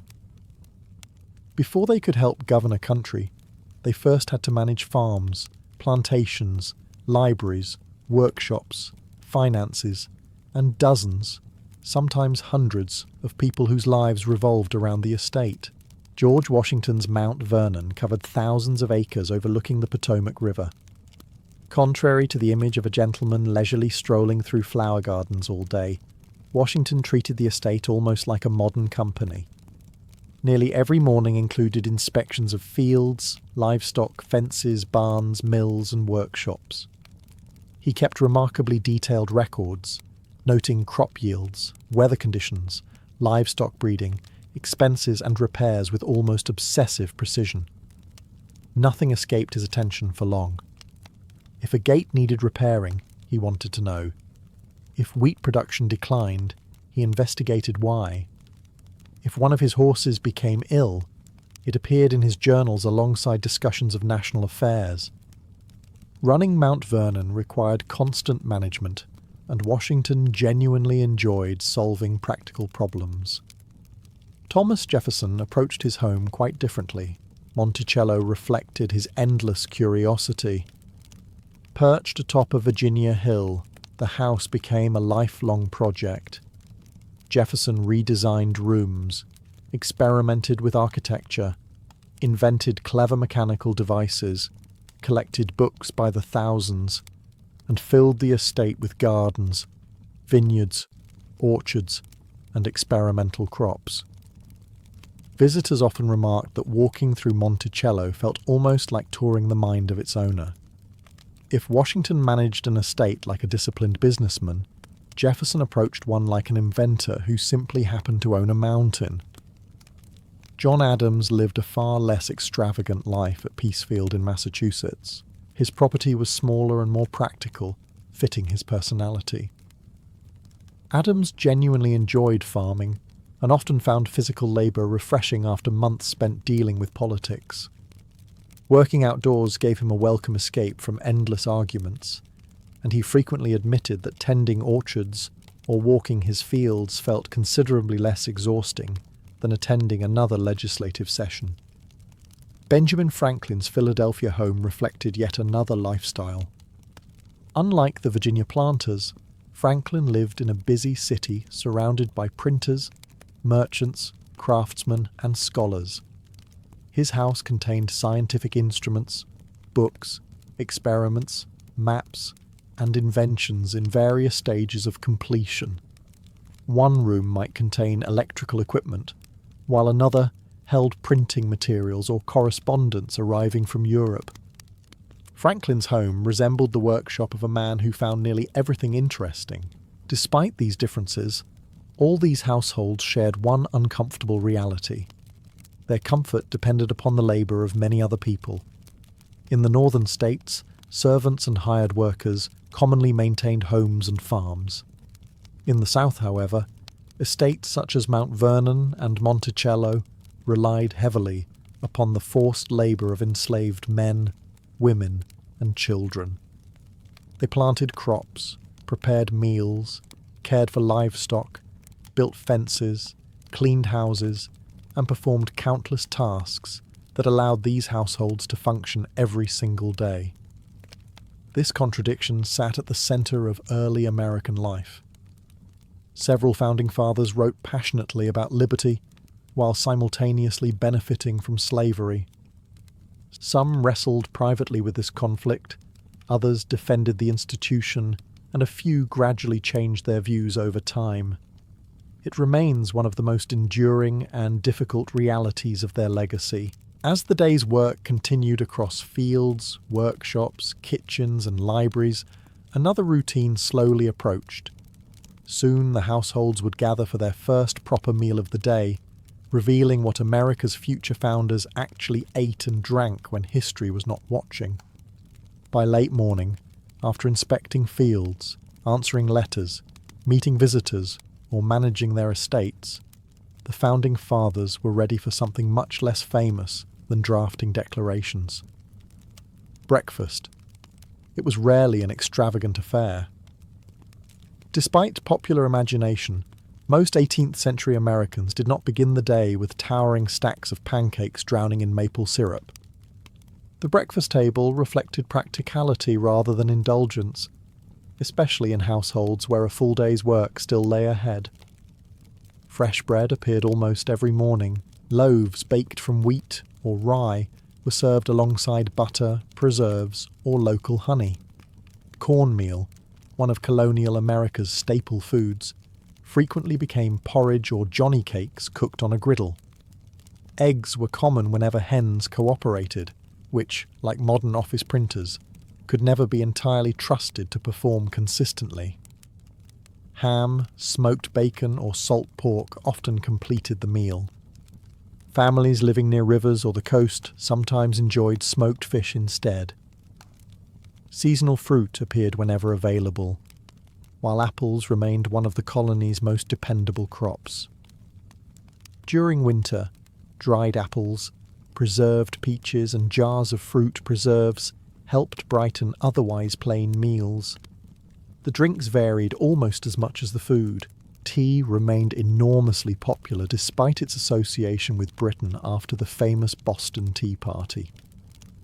Many Americans gradually shifted toward coffee, though tea never disappeared entirely. Hot chocolate, prepared from imported cacao, also found its place on wealthier breakfast tables, especially in larger cities like Philadelphia. George Washington reportedly preferred tea during much of his life, while Thomas Jefferson developed an affection for coffee after spending years in France. Benjamin Franklin seemed perfectly content with either, provided good conversation accompanied the cup. Alcohol also appeared more frequently than modern audiences might expect. Hard cider was perhaps the most common drink in colonial America. Nearly every farming community produced apples, making cider inexpensive and widely available. Beer brewed from barley or other grains was equally familiar. These beverages were often weaker than many modern versions, and could sometimes be safer than questionable water supplies, particularly in crowded towns. Dinner, which was usually eaten in the early afternoon rather than the evening, became the largest meal of the day. Large platters of roasted beef, mutton, pork, turkey, or chicken occupied the centre of the table, accompanied by potatoes, cabbage, carrots, squash, peas, beans, and fresh bread. Soups and stews stretched ingredients economically while providing hearty meals capable of feeding large households. At Mount Vernon, Washington took genuine interest in agriculture and often experimented with new crops and livestock. His estate produced much of what appeared on the family's table. Jefferson shared this enthusiasm, cultivating vegetables, herbs, fruits, and vineyards at Monticello, while eagerly collecting recipes from Europe. One luxury stood above nearly every other: Madeira wine. Imported from the Portuguese island of Madeira, this fortified wine became the favourite drink of many colonial gentlemen. It travelled exceptionally well across the Atlantic, and appeared regularly during formal dinners and important gatherings. Jefferson admired French wines, but Madeira remained one of the defining beverages of the revolutionary generation. Meals themselves were social occasions. Family members, guests, business associates, and travellers frequently gathered around the same table. Discussions ranged from farming techniques and weather to philosophy, literature, science, and occasionally politics. Although once political debates began, there was always a slight risk that dessert might arrive before everyone agreed on anything. When the meal finally ended, however, nobody disappeared for an afternoon nap. Instead, another essential part of their daily lives resumed: writing letters, maintaining friendships, and carrying on conversations that stretched across the 13 colonies and eventually helped shape an entirely new nation.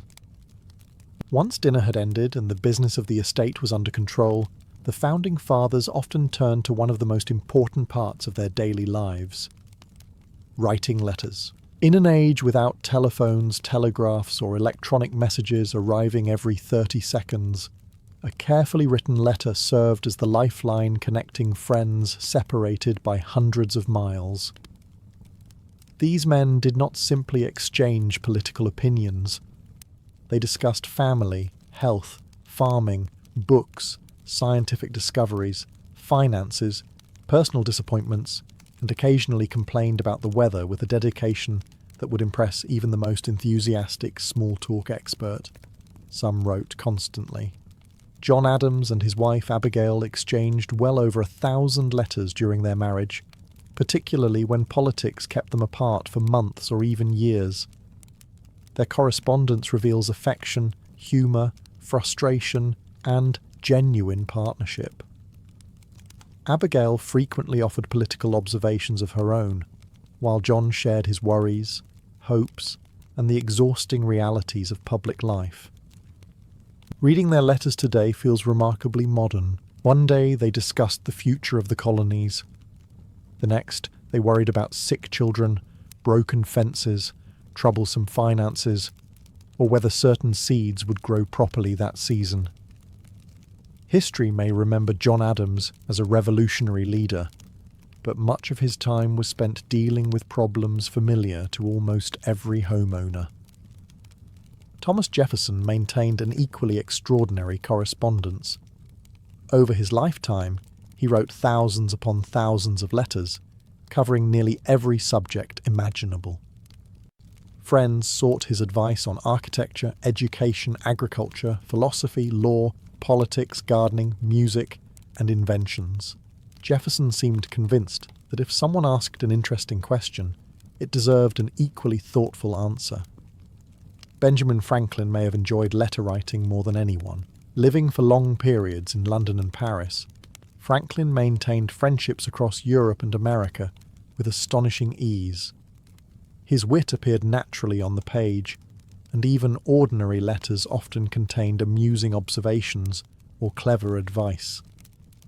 Franklin possessed the rare ability to sound both deeply intelligent and pleasantly conversational at the same time. The friendships between these men were often surprisingly warm. Washington and Henry Knox shared genuine affection developed during the hardships of the Revolutionary War. James Madison and Thomas Jefferson became lifelong intellectual companions, exchanging ideas that influenced both American government and their personal lives. Even fierce political rivals occasionally maintained private respect despite public disagreements. Not every friendship survived intact. The relationship between John Adams and Thomas Jefferson provides perhaps the best example. Once close allies during the Revolution, political divisions eventually turned them into bitter rivals. For years, they barely communicated. Yet in retirement, encouraged by mutual friends, they resumed writing to one another. The result became one of history's greatest collections of correspondence. Their letters no longer focused solely on politics. Instead, two aging revolutionaries reflected on philosophy, religion, old age, history, friendship, and the astonishing changes they had witnessed during their lifetimes. It was less a political debate than an ongoing conversation between two men who had shared extraordinary experiences. Visitors also filled their afternoons. Neighbours stopped by unexpectedly. Travelling merchants brought news from distant towns. Foreign diplomats arrived carrying reports from Europe. Scholars discussed books. Young politicians sought advice. Hospitality remained an important part of colonial society, and few guests left without being offered refreshments and conversation. As evening slowly approached, the day's work gave way to quieter pleasures. The letters were sealed with wax, the books returned to their shelves, and family members gradually gathered once again, not for debate or diplomacy, but for the simple routines that made these remarkable men feel most at home. As the final visitors departed, and the day's correspondence came to an end, the pace of life began to slow.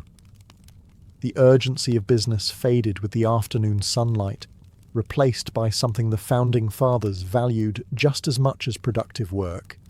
An evening at home, history often remembers these men standing in crowded assembly halls or delivering speeches before eager audiences.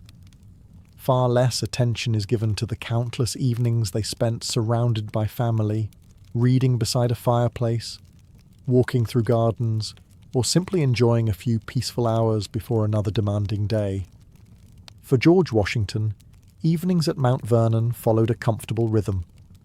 After dinner, he often took a stroll around the estate with Martha Washington, checking the gardens or enjoying the view across the Potomac River. He appreciated routine and disliked unnecessary extravagance. Once indoors, he might spend time reading newspapers arriving from Philadelphia or Europe, reviewing farm records, or playing cards with family and guests. Card games were among his favourite pastimes. Games like whist provided entertainment without requiring endless conversation. Washington was known to enjoy friendly competition, although even at the card table, he maintained the calm discipline that had become one of his defining characteristics. Losing a hand rarely disturbed him nearly as much as discovering that one of his fences had once again collapsed. Thomas Jefferson's evenings reflected his endlessly curious mind. If politics allowed him a quiet night, he often disappeared into his library. Books surrounded him everywhere. He read history, science, mathematics, philosophy, architecture, literature, and ancient languages with astonishing enthusiasm. His collection eventually grew into one of the largest personal libraries in America, and later formed the foundation of the Library of Congress after the original Congressional Library was destroyed during the War of 1812. Music also filled Jefferson's evenings. An accomplished violinist, he frequently played for family and guests. Music, in his view, was not simply entertainment, but an essential part of a well-rounded education. Visitors often described evenings at Monticello, where conversation flowed naturally between readings, performances, and thoughtful discussion. John Adams preferred quieter pleasures. Back at Peacefield, he often walked through his orchards before sunset, reflecting on the day's events. Later, he and Abigail spent hours talking together or reading aloud from books they both enjoyed. Their marriage was built upon genuine companionship, and even after decades together, they remained one another's closest confidants. Benjamin Franklin, meanwhile, rarely allowed an evening to pass without learning something new, whether conducting scientific experiments, discussing philosophy with friends, or attending gatherings filled with lively conversation. Franklin delighted in exchanging ideas. He believed curiosity should never retire, regardless of age. His evenings often resembled informal salons where politics mix freely with science, humour, inventions, and practical advice. Family life occupied these hours as well. Children practiced reading or writing, while parents supervised lessons. Grandchildren listened to stories from earlier generations. Guests sometimes remained overnight, particularly if poor weather or darkness made travel unsafe. Colonial hospitality encouraged people to stay rather than risk dangerous roads after sunset. Candles and fireplaces provided the only reliable light. Once the flames burned low, the household naturally grew quieter. Reading became more difficult, conversation softened, and one by one family members retired to their bedrooms. Tomorrow would bring more letters, more responsibilities, and perhaps another political crisis. But for a few peaceful hours each evening, America's future founders were simply husbands, fathers, grandfathers, neighbours, and friends, enjoying the ordinary comforts of home before history came knocking at their doors once again. By the time the evening meal had ended and the letters were safely tucked away, one might imagine the founding fathers finally relaxing with nothing more demanding than a good book. Sometimes they did. More often, however, they found ways to stay remarkably busy. These men believed that an active mind deserved an active body. Their favourite pastimes varied widely, revealing personalities far more colourful than the solemn portraits hanging in museums might suggest. George Washington rarely enjoyed sitting still for very long. Throughout his life, horseback riding remained one of his greatest pleasures. He was widely considered one of the finest horsemen in the colonies, spending countless hours riding across Mount Vernon to inspect fields, supervise improvements, or simply enjoy the Virginia countryside. Riding was not merely transportation. It was exercise, recreation, and occasionally the only reliable opportunity to think without interruption. Washington also developed a reputation as an enthusiastic fox hunter. Long before dawn during hunting season, he gathered with friends, mounted his favourite horse, and followed packs of hounds across forests and open fields. The chase demanded endurance, skill, and excellent riding ability. Whether or not the fox appreciated participating in the tradition remains absent from the historical record. Thomas Jefferson preferred quieter hobbies. Gardening became one of his lifelong passions. At Monticello, he experimented constantly with vegetables, fruit trees, herbs, flowers, and exotic plants collected from around the world. He carefully documented which varieties flourished in Virginia's climate and eagerly exchanged seeds with friends in America and Europe. Jefferson also loved architecture. He spent years sketching buildings, redesigning rooms, and studying the proportions of classical Greek and Roman structures. Few homeowners today would spend decades redesigning their own house simply because they had another interesting idea. Jefferson considered this perfectly reasonable. Benjamin Franklin's hobbies reflected his endless curiosity. One week, he might be studying electricity. The next, he experimented with efficient heating stoves, improved musical instruments, swimming techniques, or weather patterns. Franklin approached the world as though it were one enormous puzzle waiting to be solved. Retirement never truly existed in his vocabulary. One of his favourite forms of exercise was swimming. Franklin became such an accomplished swimmer that he invented wooden hand paddles to increase speed through the water.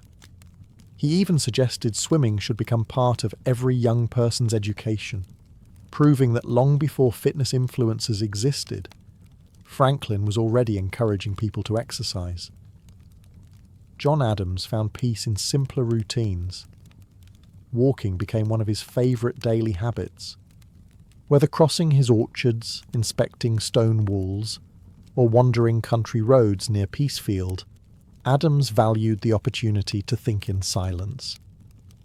He often reflected that physical labour and fresh air provided a welcome cure for the endless frustrations of politics. Social gatherings offered another escape. Friends visited for dinner, card games, music, dancing, or conversation that deliberately avoided government whenever possible. Not every evening revolved around constitutions and treaties. Sometimes people simply laughed, shared stories, debated literature, or exchanged harmless gossip about neighbours whose chickens had once again wandered somewhere they clearly did not belong.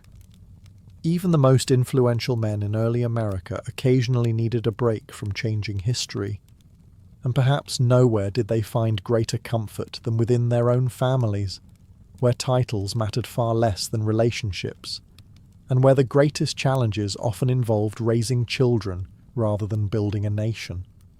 After the letters had been written, the gardens inspected, and the evening conversations began to quiet, the founding fathers stepped into roles that rarely appear in history books. They became husbands. They became fathers. They became grandfathers.